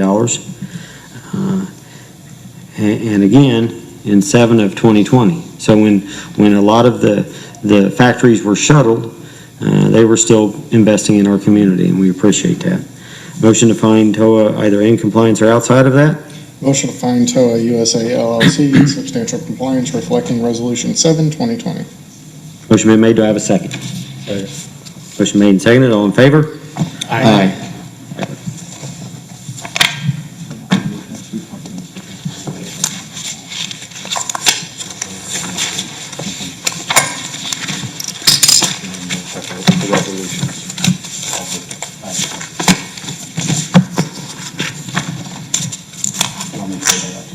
Yes, please. So on the next two for Packmore and Innovative Professional Technologies, those two companies, the deadline for the filing was May 17th. Both of those came in and were filed after that. So we'll have to prepare a waiver of noncompliance resolution for both of these companies. And then Diana will have to advertise that at least 10 days before the next meeting for the hearing. And then you can take action to first waive the noncompliance for the filing and then consider the F1 forms. May I also point out the company is it's Innovative Performance Technologies. I think there might have been a misprint on the agenda. Oh, Innovative Performance Technologies, yeah. Right. So do we need a motion to start the noncompliance? What we will do is we'll go ahead and prep the resolutions, the waiver of noncompliance. Because my guess is, especially looking at these, that you're going to want to consider them. And so we'll just have that prepped ready for the next one and make sure we get it advertised for. So no actions tonight. Other questions, of legal counsel on those two? Negative, Ghost Rider. Do what? I said negative, Ghost Rider. Pattern is full. Okay, we'll look for to see that at our next meeting. Please put that on the agenda.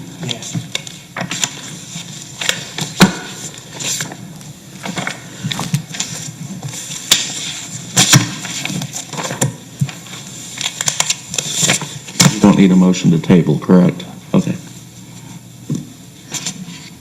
On our agenda, it was written rezone from 136 Harrison Street, which was removed per Holloway's request. However, and gentlemen, I had tried to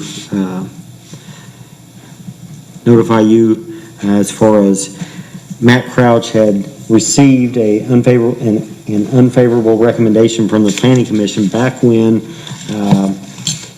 our last two rezones that we had at our last meeting were heard. He kind of wanted to take a step back and look and see, and actually even called and said, hey, you know what, I want to see what I can and can't do on that lot within those guidelines of R3, which he requested. He did ask just before our last meeting, is there any way I can get on the agenda? That was when we were thinking that we were going to be here till midnight anyhow, and I discussed that with him, and he as a courtesy said, just put me on the First Amendment, on the agenda for the first meeting in June.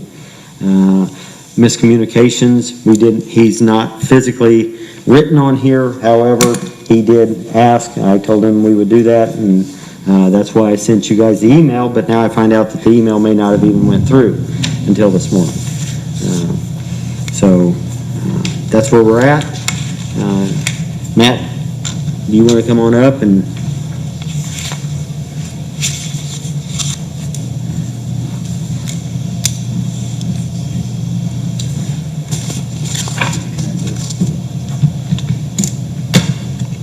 just throw that one away?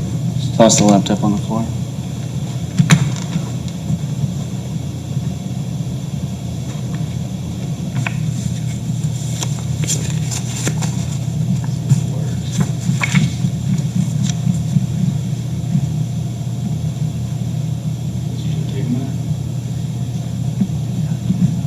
I think you gotta shake, no, that's the Etch-a-Sketch, isn't it? I think it's showing your desktop.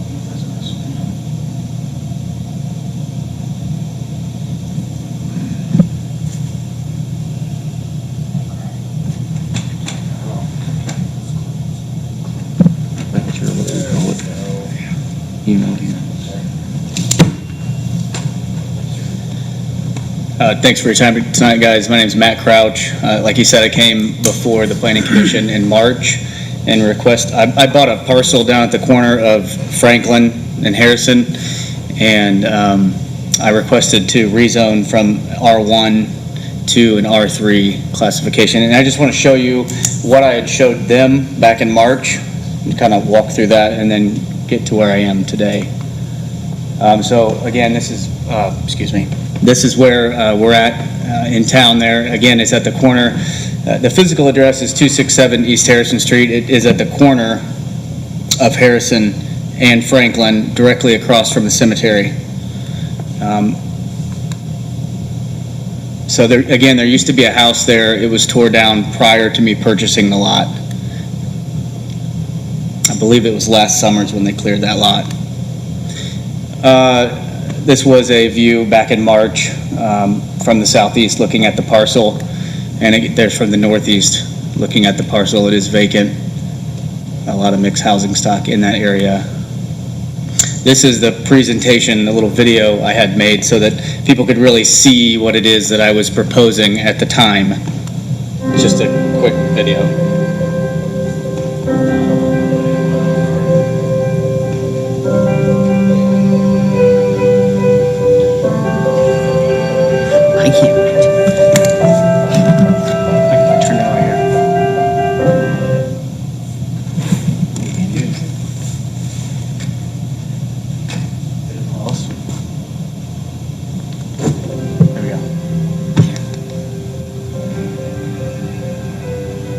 So it was 2 triplexes, 6 units total.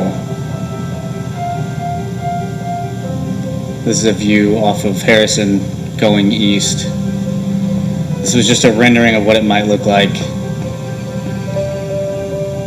Kind of caveat behind this was to be produced out of the factory that a group of myself and a group of other people are starting on the east side at 30th and Post. It's called Volumod, basically producing attainable housing units out of the factory, not like up in Elkhart, the manufactured home. It's called volumetric modular construction.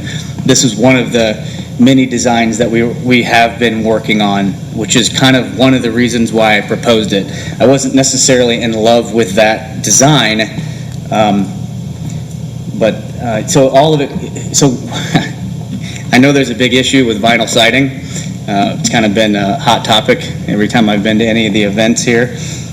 So just pretty much across the board, not that we're going to eliminate vinyl siding out of the factory, it's that we're planning on doing everything from a hardy board style finish. So I did have one parking space per bedroom, but I did receive an unfavorable recommendation from the Planning Commission. And speaking with some of the members off the record, I was told that it was, quote, a little much. So maybe 6 units was too much. That's what I gathered from that. So just to show you that's how we kind of orientated it. And you'll see that there's some similarities in terms of the parking. It is scaled back now. So this is a revised site plan showing one building, one structure with 10 parking spots, so 2 per unit. Let's see if I can get this thing to work. No, yeah, it's not going to show up on the screen. So it will be orientated, the idea is to orientate it off Franklin Street and have the backyards facing the buffer yard. It's kind of hard to tell in that picture, but each unit will have its own private backyard, sort of. I mean, it won't be fully fenced in because that'll be a maintenance issue, a mowing issue. But they'll each have a patio, and it'll be like a white vinyl style fence separating each unit, and on both ends of the building as well to provide a buffer from the parking. So this is another design we're working on out of Volumod. I believe this, 1, 2, 3, this might be one of the, no, that's the 5-unit design. So we can do different roofing structures. Let me explain the benefit as high level as I possibly can. So instead of having contractors on site and materials in the yard for 4 months, basically when the site work starts, the project's being built in the factory. So once the foundation is ready, the cubes, just think of them as cubes. You can design anything using this style of construction. They come out nearly 100% finished. I'd say 95 to 98% finished, depending on the design style you choose. I'm talking toilets are set, everything. So all of a sudden, one day, there'll be this structure here at the end of the day that wasn't there the day before. So really, it's a benefit to the neighbor. It's a better constructed product. These are all built 2x6 exterior walls. That's just what code calls for in order for them to be physically lifted up and set down on the permanent foundation. If we did 2x4 walls, they would crack and shift, and it'd be a nightmare. So it's actually a better product. And so it's 5 units. They're 2-bed, 2.5 bath, 2-story, 1,041 square feet. Just to give you an idea of the floor plan, on the left is the first floor. So it's got like a little covered front porch nook to step in off from the rain, and then all like open concept to the back. Powder room / half bath under the stairs. Oops. And on the right is the 2 bedrooms and the 2 bathrooms upstairs. So I just wanted to show that the next couple slides that this is not the only thing in town that looks like this. I'm not suggesting something that's foreign. Actually, right behind Learn a Lot Christian Preschool, there are 12 units that are somewhat similar, slightly different, larger 3-bedroom units. I wouldn't call them outdated by any means, but they're certainly not anywhere close to being new anymore. I believe they're 3-bed, 1.5 bath units. This is actually really close to the site off Carlisle, and very similar in size in terms of the lot size, the overall lot size. These are subdivided into 3 individual lots, and I believe they did an R2 zoning, but I'm personally opposed to that approach. Now this is one example to where it didn't actually play out this way, but if you go to, in Waverly at 37 and 144 and go south, right when you get to Banta, the new stoplight there, if you turn and look to the west, there are, I believe, 6 duplexes there, and now they did this, they're all parceled off, and not all of them, but there's probably 4 different owners, and it's almost like, well, this guy doesn't care, so I don't care. So it's almost like the spiraling effect. So I really wanted to stick with not splitting up the lot into and doing a straight R3 request. Here's some other examples that are similar in density, or maybe even more dense than what I'm proposing. All infill style construction. Just kind of leaning on the comprehensive plan, just wanted to pick a few pieces out to share what the rezoning policy is. We're leaning on the comprehensive plan, looking at current conditions within each district, looking for the most desirable use for the land, conservation of property values, and we're looking for responsible development and growth. I believe that this proposal fits all 5 of those. Kind of hard to see there because I had to zoom in, but it is literally on the edge of the housing / commercial node of the future land use map. I don't believe the future land use across the street's ever going to change. I don't think those people are going anywhere. But so this was right out of the comprehensive plan. Goal number 8: encourage a variety of housing choices such as townhomes, executive housing, and condominiums at various price levels. On that note, these will be there's a for rent product and not subsidized in any way. This would be a market rate rental unit. Goal number 10, page 26 of the comprehensive plan, allow mixed-use compact development in appropriate areas. I would consider this a quote similar to compact development. And while it is an infill, it is a walkable site, walkable to Value Market and some of the other businesses that are in that area. I think it's Pioneer Point. Is that the name of the complex there, just to the west of Value Market? Goal 15 from page 28, pursue, exhaust all possibilities for local infill development. Some of you know this because I've talked to you off the record. I wanted to produce an attainable housing product that I could make for sale. There are a lot of obstacles I learned that I was going to have to jump through in order to do that on this small of a site, and after all things considered, it made a lot more sense to pick on maybe a larger parcel where I could get some scale for those costs to offset those really high costs to do basically a PUD, because that was the only way to go about it. Again, from the comprehensive plan on residential land use, when single-family units are the dominant housing form, there are a few options for town residents who want to or must live in higher density units. Forgive me for reading just straight off the PowerPoint slide. It's like the number one thing you're taught not to do, but I just feel like I have to read this out loud. The preference for single-family homes also ignores a national shift in demographics. Again, this is from the comprehensive plan from 12 years ago. Offering a broader range of housing alternatives can remedy these issues. I feel like that's what I'm proposing. Parking requirements from the Mooresville UDO on page 73 and 74.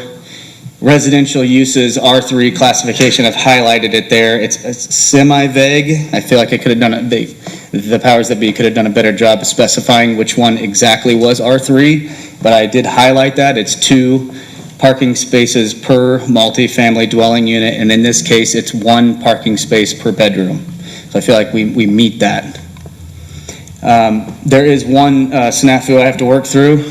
This is from the UDO on page 37. I wanted to show you, I highlighted there, they're calling for 3,000 square feet per unit. Whether or not I think that should be updated to 2021 standards or not, that's not really the issue tonight, but the issue tonight, I just want to show you that we're about 2,500 square feet a unit, so I will have to go to the BZA and ask for their blessing for a variance for area. Just wanted to lean back on, that is the revised site plan showing the parking. I believe it to be approximately, let's see, 10, 20, 30, 35 feet off of Franklin before the first parking space. And it is, the last parking space is outside of that side buffer yard that it calls for when you go between an R1 and an R3. It's a 10-foot buffer yard, and I drew a lot of beautiful green bushes there so you could see I thought it through. So I just wanted to kind of in sum say I'm just requesting you guys to give me the green light and approve this rezone request from an R1 to an R3 for this site. So that's all I have. This plan was not presented to Planning Commission. The original plan was the first one you showed us, and that one. Yeah, so I started by showing you what I originally presented, which ended in an unfavorable recommendation from the Planning Commission because it was a little much. So What was a little much? Well, that answer was a little vague. I believe it was, if I would have asked for less units, there's a chance that they would have approved it. There was no specific, here's how many units I would have approved. It was just, we feel like it was a little much. And when I go back and look at the site plan that I originally put together, we can fly all the way back to it. It is a little tight. I mean, I'll admit, you can kind of see it there. It is a little tight. So these are 54 foot deep. The new units are 38 feet deep. So we've got an extra about 16 feet of extra green space between the next parcel in to the west. So it did tighten it up, and it brought them together so that they're all in one location. You actually have more green space with the revised plan versus what's showing here. Let's get back to that. There it is.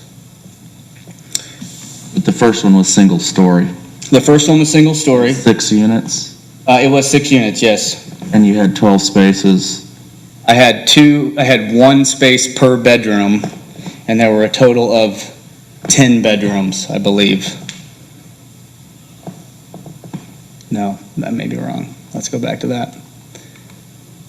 Whoops, let's count them. Yeah, I had 12 spaces. There you It'd go. be 2 per unit. So I did 2 per unit in that design, which is what I highlighted for the requirements.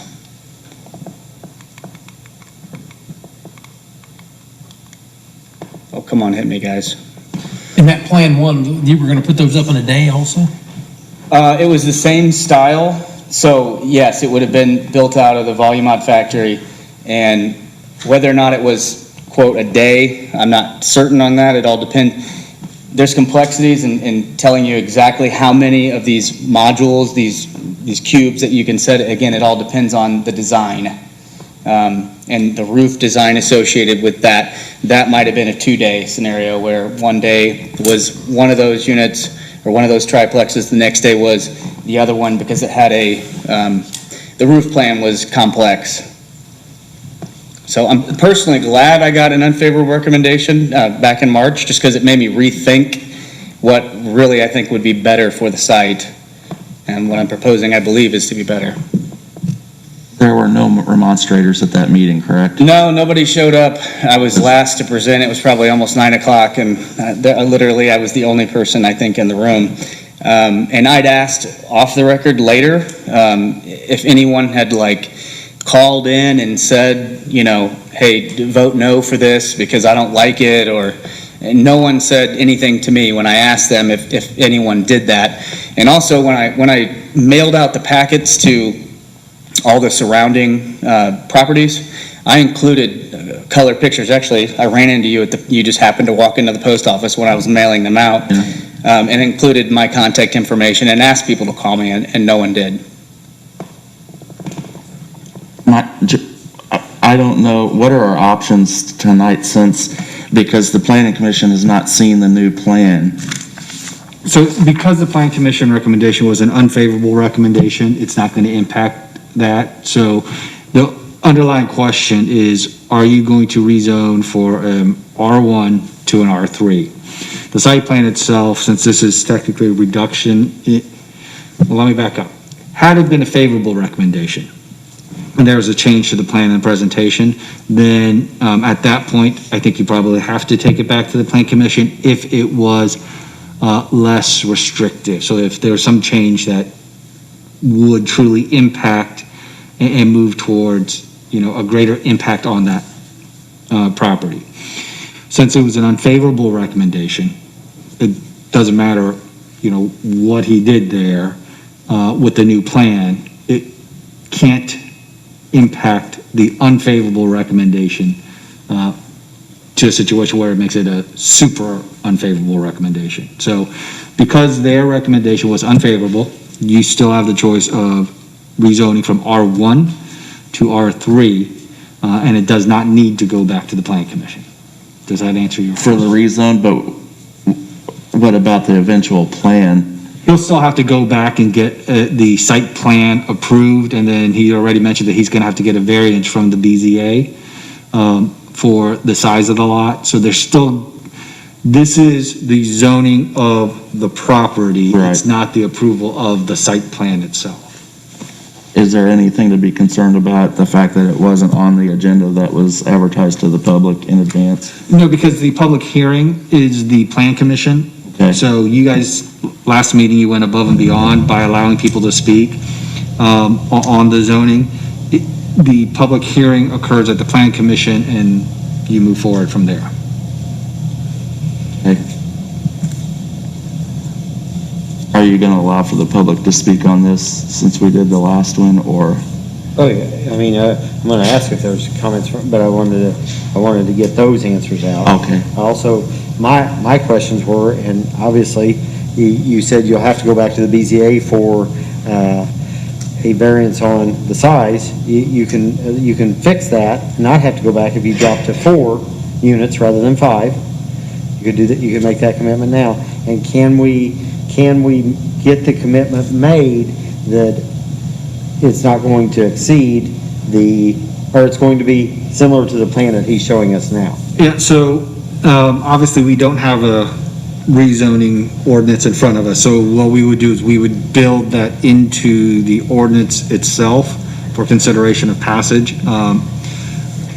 But the thing that you always have to be mindful, and I think you've mentioned this all the time, is that Zoning's forever. zoning is forever. You're zoning that property, and so if he's not able to get the variance if he stays with the 5, then somebody else, as long as they fit the R3 and the commitments in there of, 5 units, can go build what they want under that zoning, and it might not necessarily look like this.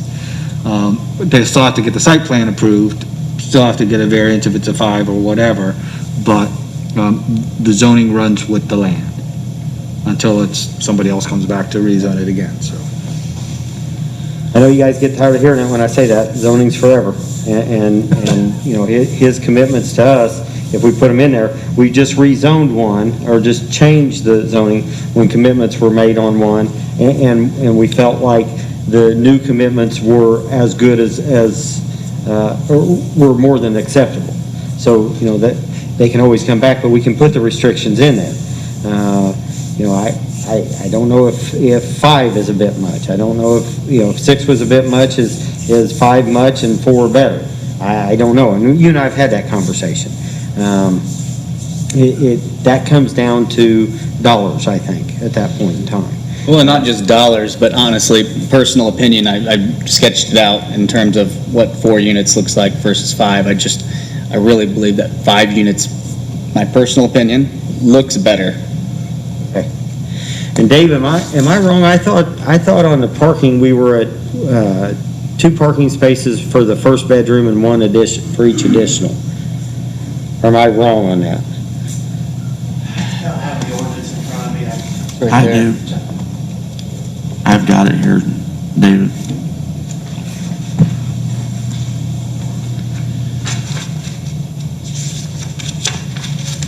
That's what I was mentioning earlier when I ran through this, that I felt like this table might be a little vague.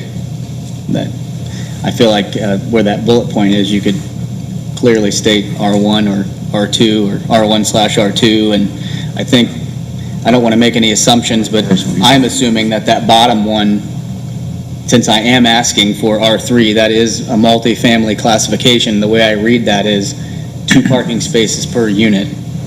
Now, if I was proposing a 3-bedroom unit, I can appreciate, saying, hey, that 2 is not enough. 3 parking, 1 per bedroom, fine.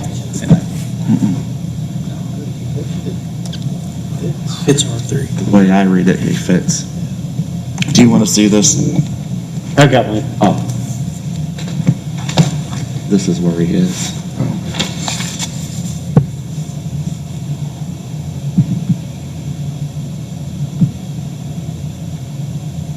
I just want to say one other thing while whatever's going on here.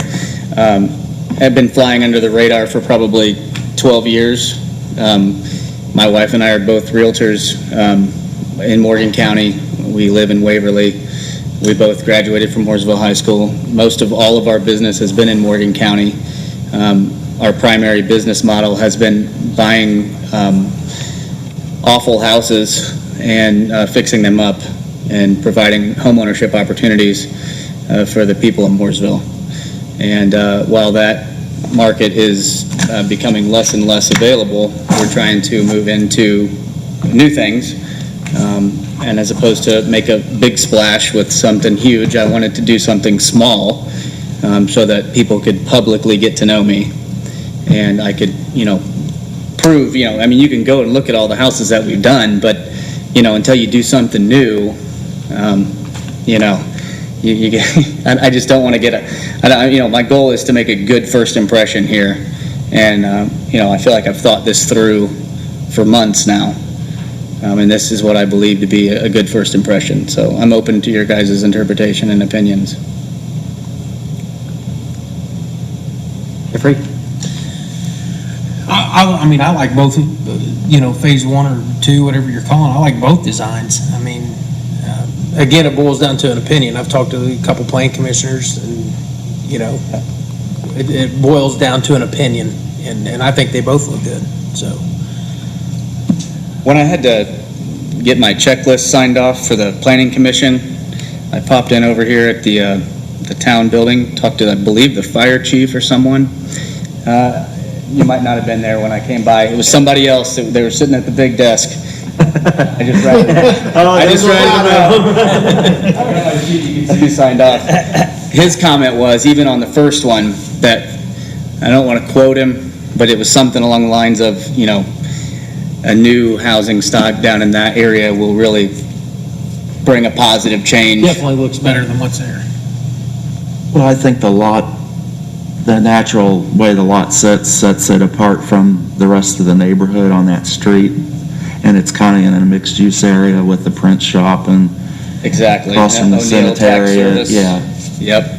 So to me, if you're gonna try something like this, I think it would be an interesting site to do that. I shared this with a lot of people, and I think they're a little too forward-thinking, but someone had suggested that one day that is going to be a great commercial frontage style area, which whether I agree with them or not, it doesn't matter. This style design, could allow for 20, 30, 40 years from now, office style scenario. I'm not sure if a live work, if that'll be a thing in 20 or 30 years, but, it does provide that option to, front facing Franklin and giving it not necessarily a commercial feel. I don't want to use that word, but, I'll use that word for lack of better words. So I don't know. I just wanted to share that. The planning commission would get a role in the design, the actual design. The staff would have to approve the site plan. So I don't think that they would have technically a role in how he designs it. He's going to present something. But as far as where it sits on the property and Right, the the I'll have to parking. meet with the setbacks, all of those requirements. And that, I have no intentions of changing what I'm showing here tonight. Not that I'm unwilling to change anything, it's just that I don't anticipate making any changes before I go before that next step. So what I'm showing tonight is what I intend to share later for approval. Anything else, Shane? If he meets all the standards of R3, he can get his permit till full, right? I'm sorry? If he meets all the standards of R3 when he comes to develop, there's no planning commission review. Well, you got the issue of he's the BZA variance. Yeah, right. Greg, do you have any comments or questions?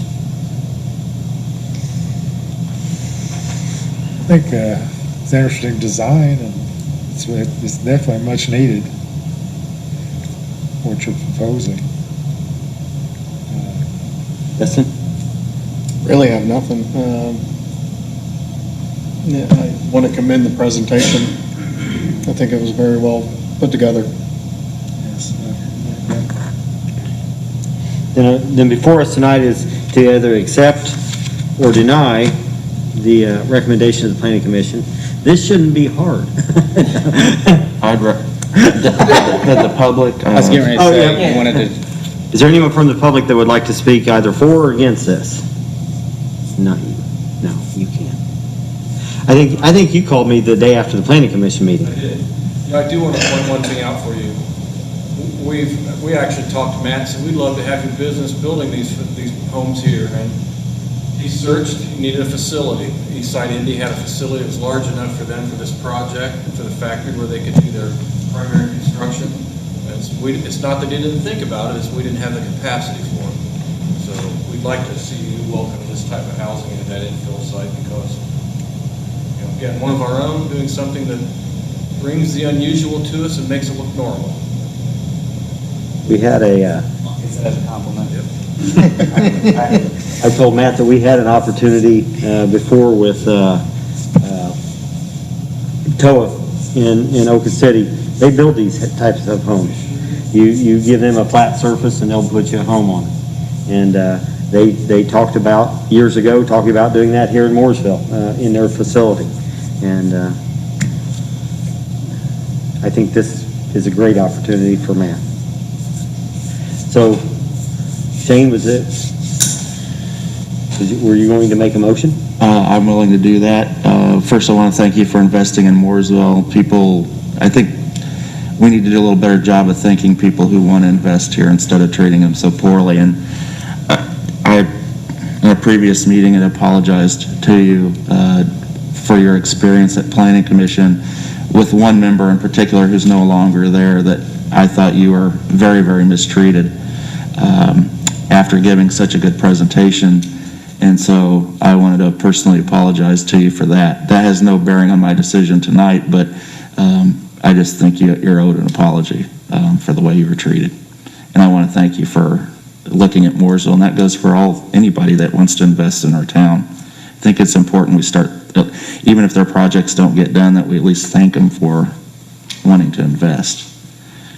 So with that, I would make a motion to reject the Planning Commission's denial of the project. Unfavorable recommendation. There, I spit it out, sorry. Rezone it to R3 with stipulations? Do we need to do it in two, just one? Okay, so can I amend my motion then? Yes, you've not made a motion yet. Okay, so I will make a motion to reject the Planning Commission's unfavorable recommendation and change it from R1 to R3 with the stipulation that it's substantially compliant with the unit proposal there. Can you do that? Can you make work your magic? I'll make it work. I can, You understand his yes, I get motion? that. It's not exactly like that, but it better look similar to that. I think that's a motion been made. Do I have a second? Second. Motion made and seconded. All in favor? Aye. Aye. Build us some units. Will do.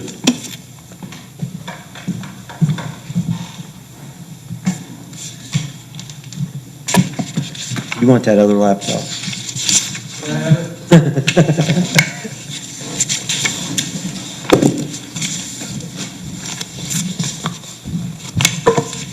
Reports. Fire Department Work Performance Evaluation.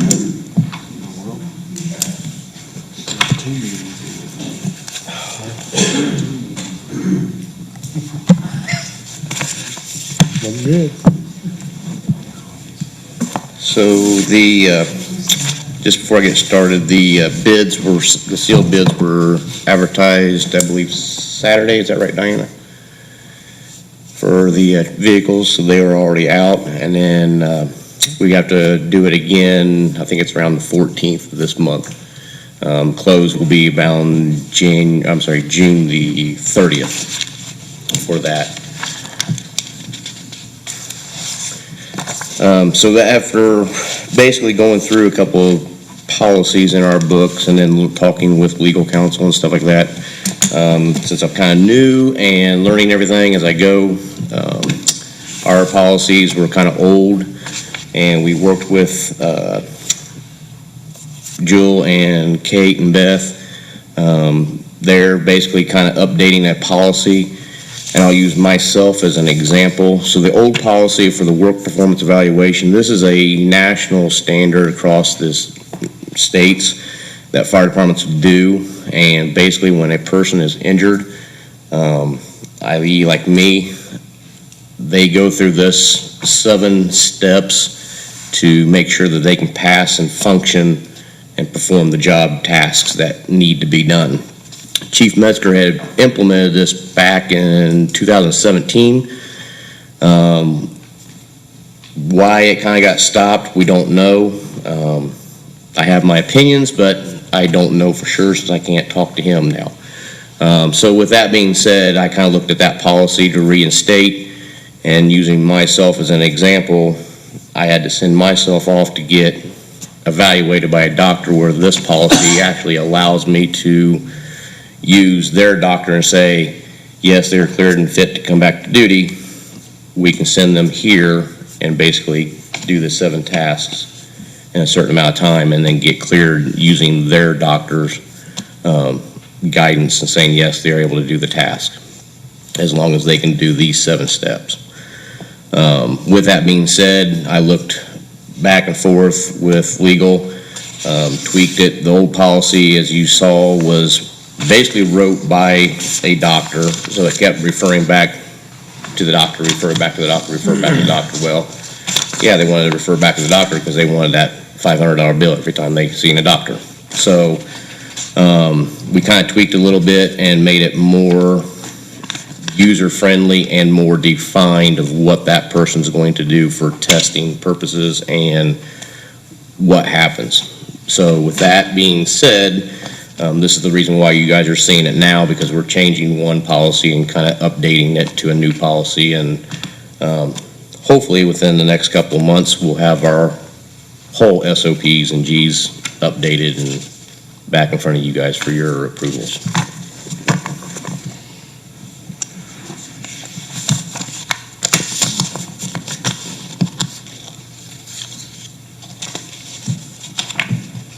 So is this before us for our approval then? I think it's presented to you for your review, and eventually the council's going to have to take some action on it.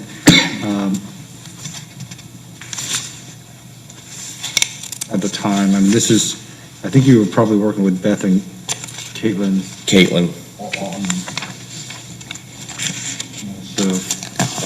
Matt, is this different than public safety medical? So Public Safety Medical wrote the old one. The new one is now basically, I am using a third-party non-biased company to kind of oversee it, but it's kind of like an a la carte. It's Select Therapy. They are actually watching the testing. I got Select Therapy, Hendricks Regional, and Public Safety Medical. Public Safety Medical wanted us to spend $7,000 for them to do this. That's kind of one reason why I think Chief Metzger kind of stopped, because of the costs.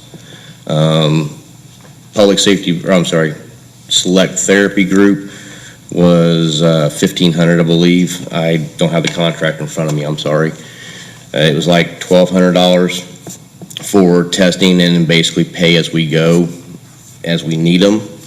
$1,000, $1,200 if we had somebody that was not able to do the task and needed to be retested and watched over for conditioning to meet these needs. Hendricks Regional was like $3,000. So with that being said, I opted to go with Select Therapy to oversee the testing and conditioning for our personnel to make sure that they can still do the tasks at hand. And eventually, like I said, if, like legal was saying, eventually in 90 days, if I had gentlemen, and again, I'll use myself as an example, if I was not able to complete this, we would be basically looking at other options of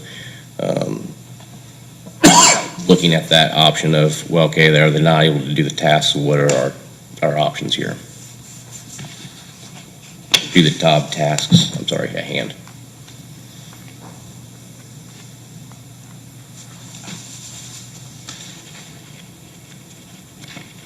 Oh, I So, in writing this, are you looking at other departments? Are you looking at, are we reinventing the wheel? So the older policy was basically already done. This was actually wrote by Public Safety Medical from Indianapolis Fire Department and whoever else. Because I actually saw a typo in here that said Indianapolis Fire Department that was in our policy, supposedly. I've looked at Plainfields, Lilies, Wayne Townships, Decatur's, Indianapolis Fire Department, and then kind of retweaked ours and made it more fitting for our department ourselves. Does anybody offer this service free? This service for free? Yeah. As far as, What you're gonna put the people through, the testing? no. Well, yes and no. Plainfield does it for free, but they bought all the equipment. You're looking at pricing for all the equipment and then a place to house it. Plainfield has offered, but when I looked at Chief Williams up there that oversees their WPE process, there's a little bit different in the options where they go. Like ours says 75 feet from one task to another task. Theirs may say 5 feet or 10 feet. I was feeling with that being a little bit different from theirs, where they set all theirs up, that might get us into a legal allegation and legal trouble, so I decided not to do that. ECC up in where Wayne used to own the towers, they actually have that facility that we used before. And we actually just I signed with them to basically say, yes, we'll pay $500 out of our budget to send guys up there while they're doing this performance. And we can use that any time of the year. Is that the same certificate they get, the card? That is the card that we require in order for them to become a firefighter, yes. Their CPAC card. Legal counsel made one valid point when you say, I just signed a contract with them. They've seen it. Okay, I just wanted to make sure. Caitlin's seen it. Just wanted to make sure. Yes. Caught his attention. So we don't need to do anything on this at this time? I don't think at this time, I'm gonna wanna see that other contract. I mean, it's one thing about reviewing the contract, but the execution of the contract still should come to the council. The council is the body that has the authority to sign the contracts. And so she may have put in all of the required provisions, like, the non-discrimination, the E-Verify and things like that. But the actual signatures, I think we need to come here for the council to review for the execution, because that is, even if it's in your budget already, that is the expenditure of the town funds. So I'd like the council to take action on those things. With this, I think we need to see that other contract with this, and then I think you guys need to have a little time with this document as well to make sure that you're okay with it. So my recommendation would be no action tonight. Counsel? Your thoughts? Go with what Jules said. Right. Great presentation. Thanks. Do you have anything else? No, sir. Any other department heads?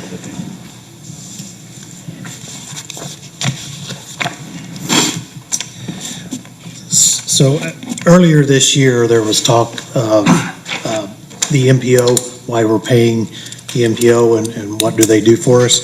So I was talking to Mark Butler with Banning Engineering, and he set up a meeting today with Anna Gramling. She's the executive director of the MPO, and she graciously came to town and she had a MPO 101 introduction. Shane Williams was there. So she kind of explained the process. It was an information overload. So I'm glad Shane was there. I think you absorbed a little more than I did. So I don't know, it was a lot. yes.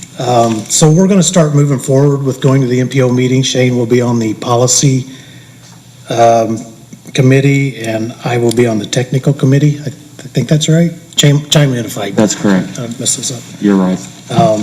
Our first meeting that we'll attend will be tomorrow. I'm gonna watch that virtually, by the way, tomorrow, in tomorrow's case, just so you know. You're actually going up there, correct? I'm going to go with Mark Butler from Banning Engineering. He's agreed to kind of help us through this process at no charge.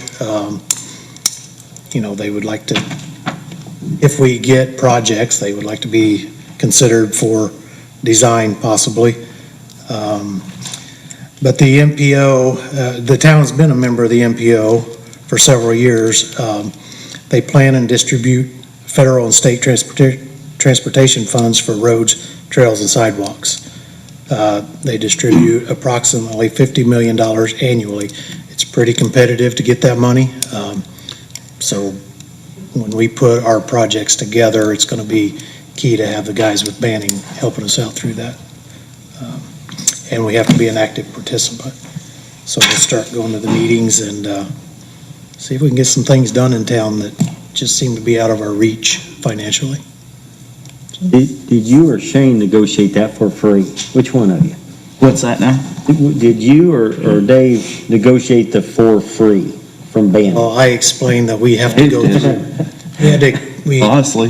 yeah, I explained that we had to go through you for funding. No, I was going to give you both compliments. You can get Banning, if you can get Banning to do something for free. That, Dave handled that. Well, I think, even, there's an ulterior motive for everything. I'm sure they want to be considered for. Well, we've used them with the Community Crossings Matching Grant. I mean, yeah, maybe they do see a light at the end of the tunnel, something that they can get, but also maybe that's their way of saying thank you. I'd like to think that. They helped us a bunch with the Community Crossings Matching Grants. They do enjoy working for the town. They have expressed that. And with that being said, that she did state that there's a different funding mechanism. They're funding things differently now. They're going to use more state funds instead of federal funds. So the process will be more like a community crossing grant than it has been in the past. Yeah, that was her big highlight. Yeah. Any more questions? All right. Thank you. That's all I have. Thank you. Thank you, Shane. No more department heads? Legal counsel. Okay, I have one issue to bring up. I emailed each council member regarding this. A grievance was filed regarding the potential elevation to a lieutenant position in the fire department. There's no real factual analysis that needs to go into the determination of this. This is really going to come down to an interpretation of two separate clauses. And so the two clauses that we're talking about are, first, under the job description for a career firefighter, that they serve a 12-month as a probationary career firefighter. And then for eligibility for lieutenant, it's that they meet the educational experience requirements, which includes having 2 years of fire service experience. The individual that is in question had, I think, 10, and Chief, you can correct me if I'm wrong here, had about 10 years of experience at the Plainfield Fire Department. So it really comes down to whether or not this council views those two qualifications as the 12-month probationary period as a career firefighter for the town of Mooresville, and then 2 years of fire service for the town of Mooresville. How the town council determines that analysis will really effectuate what the decision is on this promotion. Chief, did I leave anything out?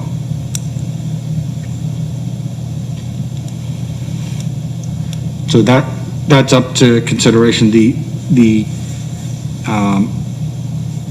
grievance was that he didn't have the 12-year probationary career firefighter experience and didn't have 2 years on fire with Mooresville.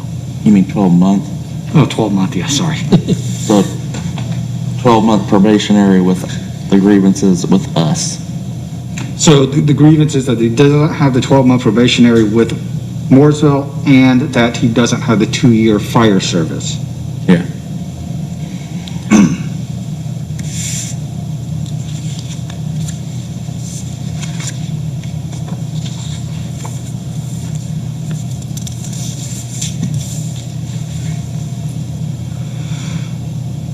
So I'm happy to answer any questions with the information that I have. We give our opinions.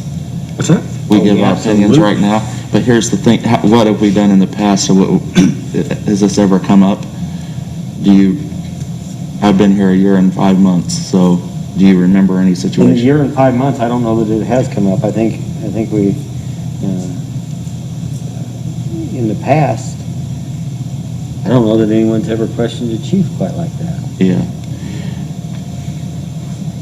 Has the position been filled? Do you guys know? The lieutenant position?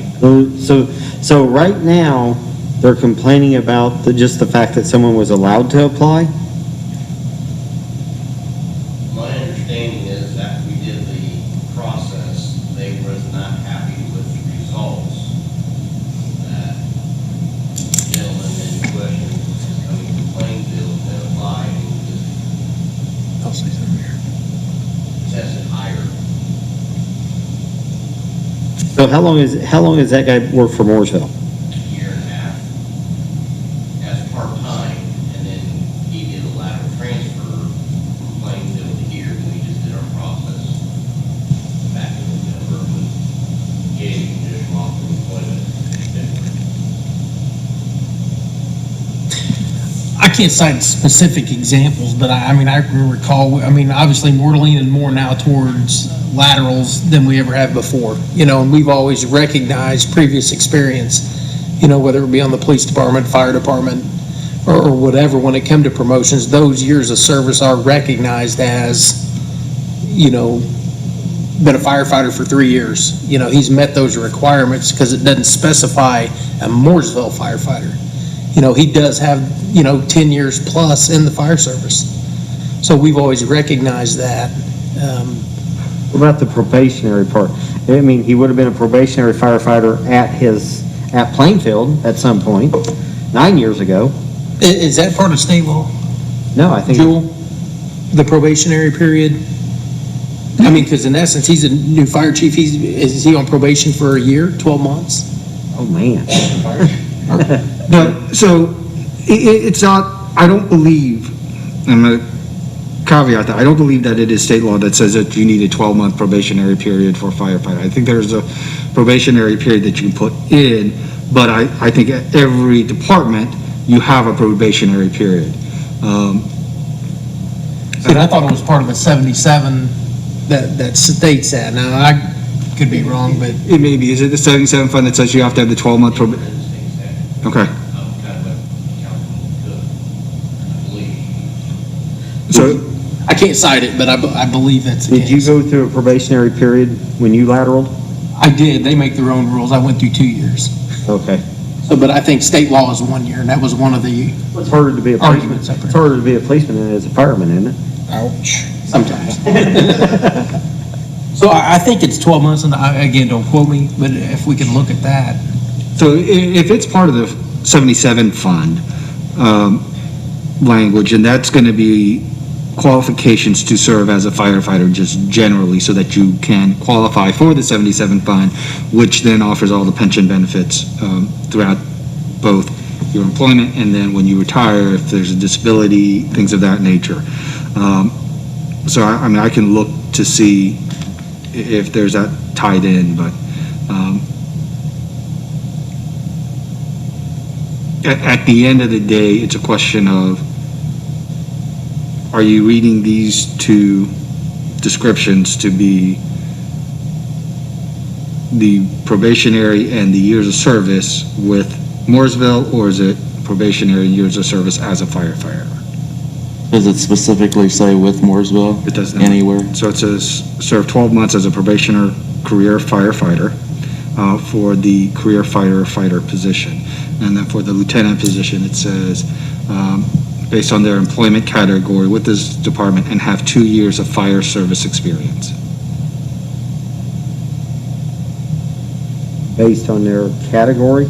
So I probably should have read, meet the educational experience requirements of a firefighter based on their employment category with the department. So whatever category they are in within the department, they have to have the education experience requirements for that firefighter position and have 2 years of fire service experience.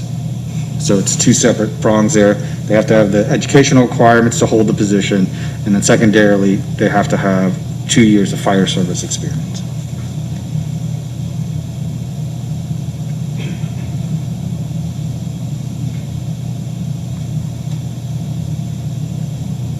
Do you consider him a probationary firefighter?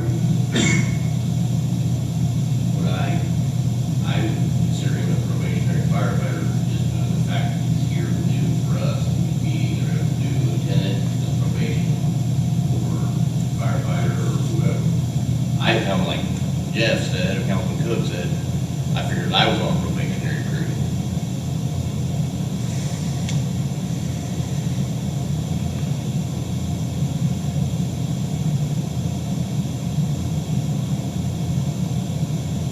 The years of service have never affected their longevity pay with the town, but they've honored or recognized previous past experience, much like that's considered when you hire a lateral. You know, you look at their previous experience. And That's what made him a good candidate. Right. Pardon me? That's what made him a good candidate. Right, exactly. And that's why it is recognized. Doesn't take away the fact that they're still on probation as a new hire, you know? But it says complete probationary, it just doesn't say for Mooresville. Exactly. He said, I consider him probationary. As a new hire.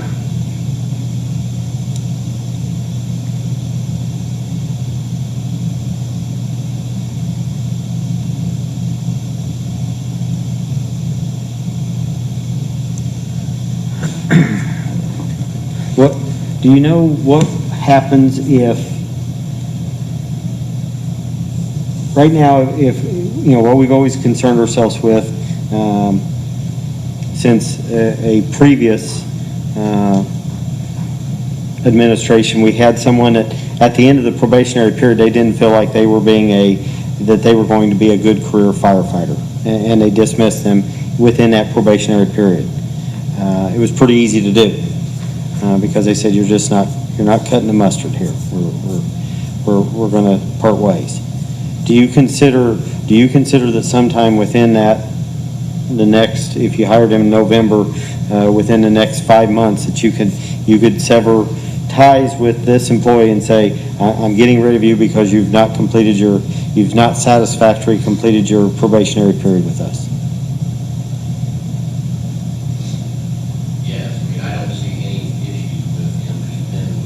Yeah, but do you consider that he's still within that probationary period? That you could sever ties with him and justify it by saying he's within his probationary period?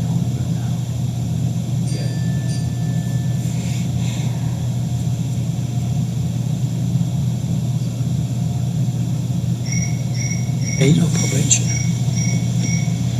For a year.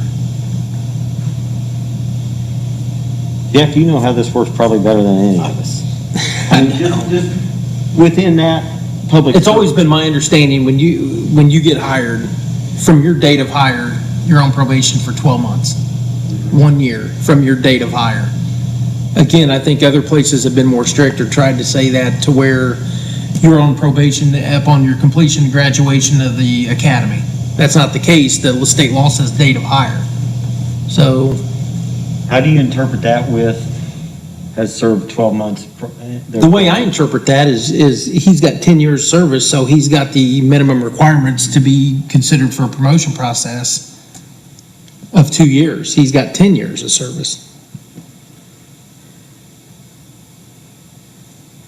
But and that's the part I'm trying to get my head wrapped around there, as far as where it says 2 years fire experience, which that's covered, comma, 12 months served as a probationary firefighter. But it doesn't say 12 months served as a probationary firefighter at Mooresville. Maybe, right, exactly. I mean, maybe we need to, for one, look at the law and make sure we're in compliant with that. And then maybe rewrite what's in there. Are you in the process of looking that up too, or? That's why I said earlier when I was up there that our SOGs with Beth Copeland, we're kind of going back and forth and trying to get our policies updated. And I don't know what we can and can't talk about in a public meeting here with the grievance and all that stuff, or how the even grievance process works. Never been a part of one. But the question is, the person you want to promote is, they're saying is not eligible. So that would leave the other two that file the grievance? That'd be correct. And then. Exactly. I mean, I don't know. I mean, could you start a new process? Or, You have to fill that position.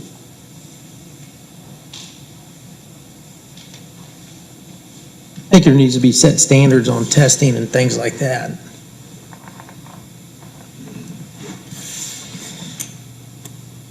Well, it says that we will give a response to the, Jewel, how does the grievance process work? Is there a public meeting, or is there No, a executive, or? So you have the option to take matters into executive session to take in information, but because this one is not, I didn't view this as a factual thing, there's no like testimony of impropriety or actions by anybody that resulted in this grievance. It's just a strict interpretation of these two clauses. But regardless, the final determination needs to be in a public meeting, and then you've got to give them notice a response 5 days after the first meeting after the grievance is filed, which is 5 days from today. And so we can talk about everything that was included in that process legally. We can talk test scores in the public, we can talk interviews in the public, we can talk about all that. Well, I don't know that those come into the realm of the grievance itself, because those are kind of ancillary. The grievance is under these two provisions, and your determination as to the application of those two provisions resolves the grievance one way or the other. I think if you go outside of that, then you're really getting into an issue of, setting a potential for, depending upon what this other ancillary information is going to determine how we rule on a policy, whereas you should set the policy and that should be the way it is regardless of those other things. Does that make sense? Yeah. the question here is the 12-month probationary period the one that he's serving now, or is it the one that he served the first 12 months when he was hired as a career firefighter someplace else? Because it just says, and has served 12 months as a probationary firefighter. But I don't know why both of those are in there. If it says 2 years as a career firefighter, and then it says... Which he has been, and then it says 12 months as a probationary. It seems, though... It is two separate job descriptions. And so for the career firefighter, it says serve 12 months as a probationary career firefighter. Okay. So that's your entry-level firefighter position. To be eligible for lieutenant, you have to have 2 years of fire service experience. and he meets those requirements, right? That's up for you to decide as to whether or not that 12-month probationary career firefighter means 12 months here, and then whether that 2 years of fire service experience means 12 months here. That's what was raised in the grievances. They're saying he's not completed his 12 months probationary here.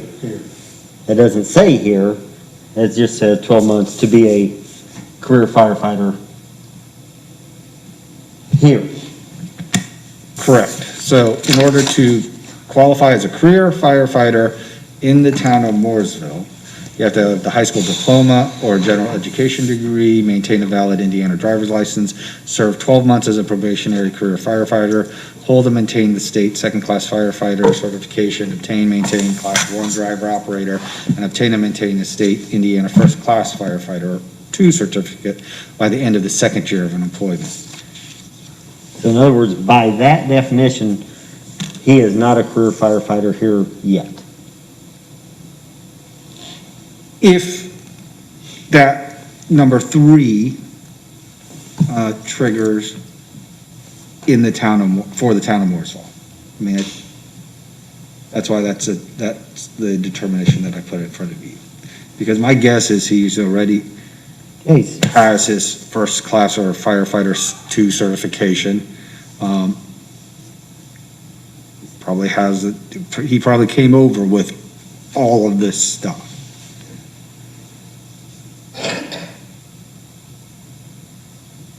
Dustin, your thoughts?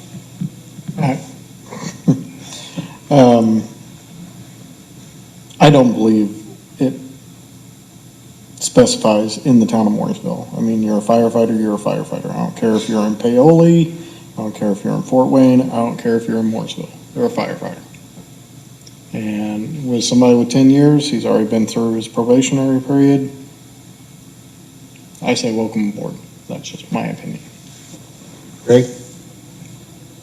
Much the same way. I mean, it's kind of vague. I mean, you know, it's not, you know, he didn't have a year here, but he's got plenty of experience somewhere else at a department we recognize, so. Shane? Does the probationary period apply to the new position? No. In that, it's just 12 months from the hire date, period. From the full-time hire date. The part-time, full-time doesn't come into it, right? It's the full-time hire date. Correct. And then, so with the new position of lieutenant, there is no probationary period built into that.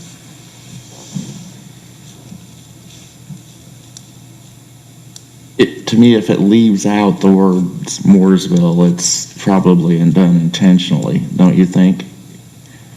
But I wasn't here when that was written, so I don't. We don't use that. We've got to make a determination on what our best assumption is. And we know what that does. It doesn't mention the word Mooresville. So however you decide, this should set a precedent of how this is going to be interpreted, so that next time, if this happens again, you have, this is how it's applied. It is, we view it either for Mooresville, so you have to be here as a firefighter, or we view that if you have the experience anywhere, then you satisfy these.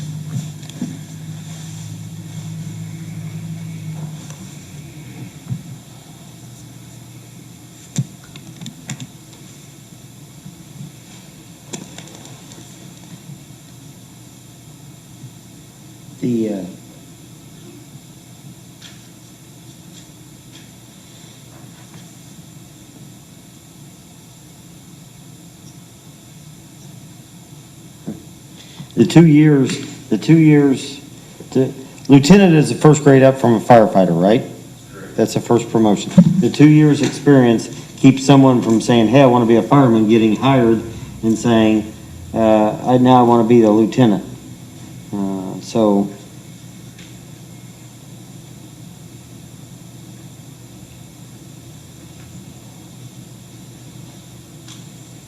if we recognize the experience, we got to recognize the probationary period, I would assume. Jeff, you're the only one that. I think you recognize it. I mean, the easiest thing to do, I mean, we recognize it in everything else for his interview, for his qualifications for an employment. We recognize all that. I don't know why you wouldn't recognize it in the handbook for promotion process. And those are based on your testing scores, you know, written test, interview. So you're saying that we do recognize him as completing the probationary period or as serving a probationary period somewhere? Is that what you're saying? Right. Okay. Because it does not say Mooresville. Right, it doesn't specify. We can change that later if you want to do that. But right now, it's not specific to Mooresville, in my opinion.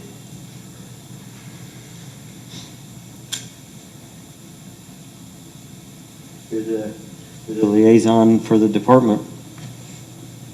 Shane. Shane. So I'm gonna defer this to you, and I'm gonna back you 100%, whatever you guys think on this. Because you're gonna be the ones that will face the firemen when they call and they complain to you. Yeah.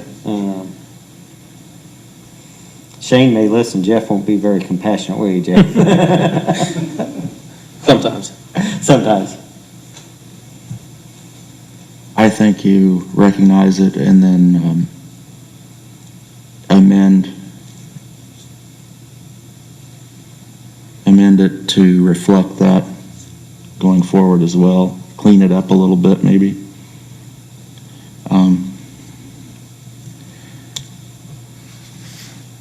In the form of a motion. Sure. What does the motion need to state, though, for this, Jewel? How does it need to be The worded? motion would be to deny the grievances. Okay. I'll make a motion to deny the grievance based on that interpretation of the policy.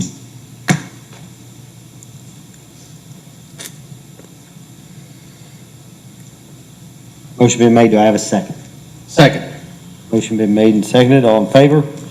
Aye. Next question, Joel, for the fire chief, can he go ahead and make the promotion? At this point, yes. Okay. Do you have anything else, legal counsel? I do not. Do you want me to talk more about that? Comments from the floor. Is there anyone here from the public that would like to speak, either? Can I use this time? I apologize, but there's a bid missing for the lining. Granite Inliner turned one in this morning, and Julie took it down and gave it to Tammy. So it's, how do we? You want me to go down and see if I can find it? We have to open it at this meeting for it to be considered.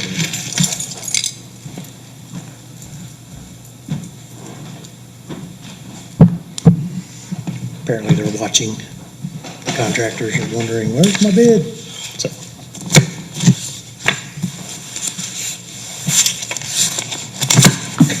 Well, is there any other public comments? We'll go ahead and we just won't adjourn the meeting, but we can go ahead and finish it. Motion for approval of payment of claims. Make a motion, we approve claims in the amount of $520,543.73. 543 what? 73. 520, 543, 73 cents. Motion been made, do I have a second? Second. Motion made and seconded, all in favor? Aye.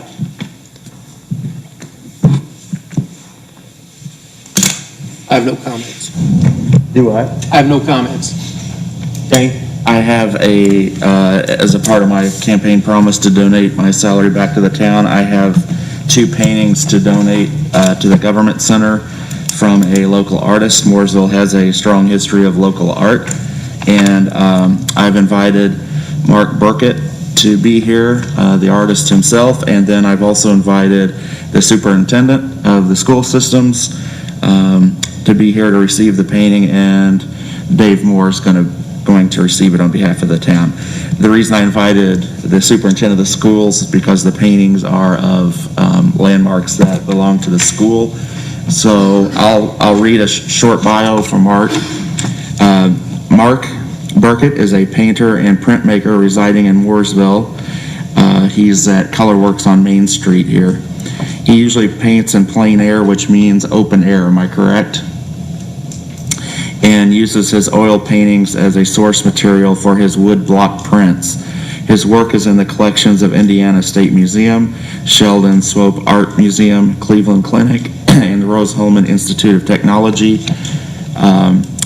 Some of his galleries include Brown County Art Guild, Indiana Heritage Arts Gallery, Juniper Gallery, and Gallery 2, and he is a member of the Indiana Plein Air Painters, Brown County Art Guild, Indiana Heritage Arts, Hoosier Salon, Indiana Artists as well.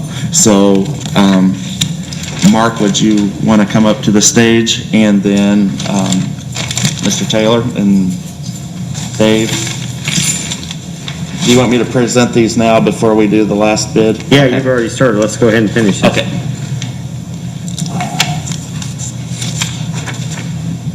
I'm going to have Dave, I'm just going to have Dave do it. I want to see it presented myself, so you can just stand there. I'll scoot out of the way here.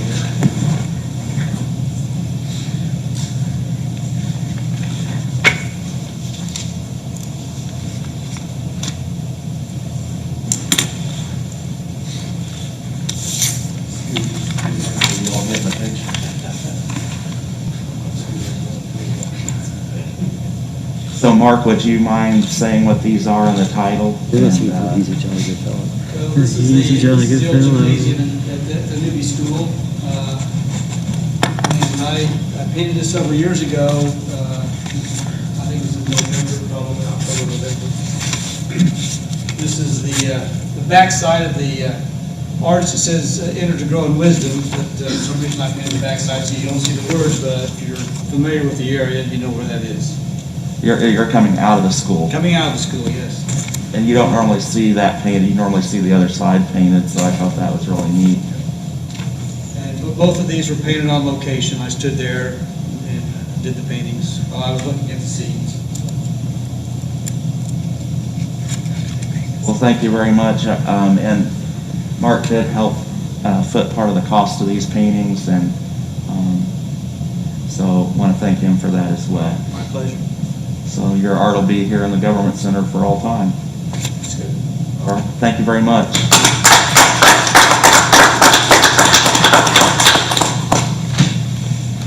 Thanks, Jim. Thanks for coming. Sorry for the long meeting, but thank you for attending. Great. Thank you. You're welcome. That's another reason why we have art. That's right, it is. It's exactly. I think it's important. Yeah. There's tradition. Yeah. Thank you, sir. Appreciate it. Thank you. Thanks for the care you give those landmarks too. We enjoy it.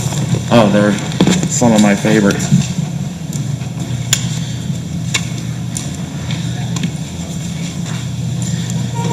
Greg, did you have anything? Listen? No. Our next meeting will be, do what? We'll do it after. Oh, yeah. Sorry, I forgot about that, didn't I? I was getting ready to do that, to forget that. Our next meeting will be Tuesday, June 15th. Do you guys want to have it here? No. Huh? Is that all right? A short one. A short one? I don't think that's a thing anymore. Tuesday, June 15th, here at the Government Center, 6:30. We did have one additional granite inliner. I think that is the company that did it last year for us. Is that correct? Yes.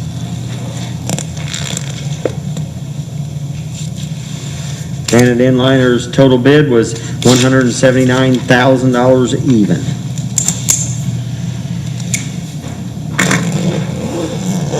Again, we'll put that in with the others for consideration, and we will go from there. Motion to adjourn. Second. Second, all in favor? Aye. Oh,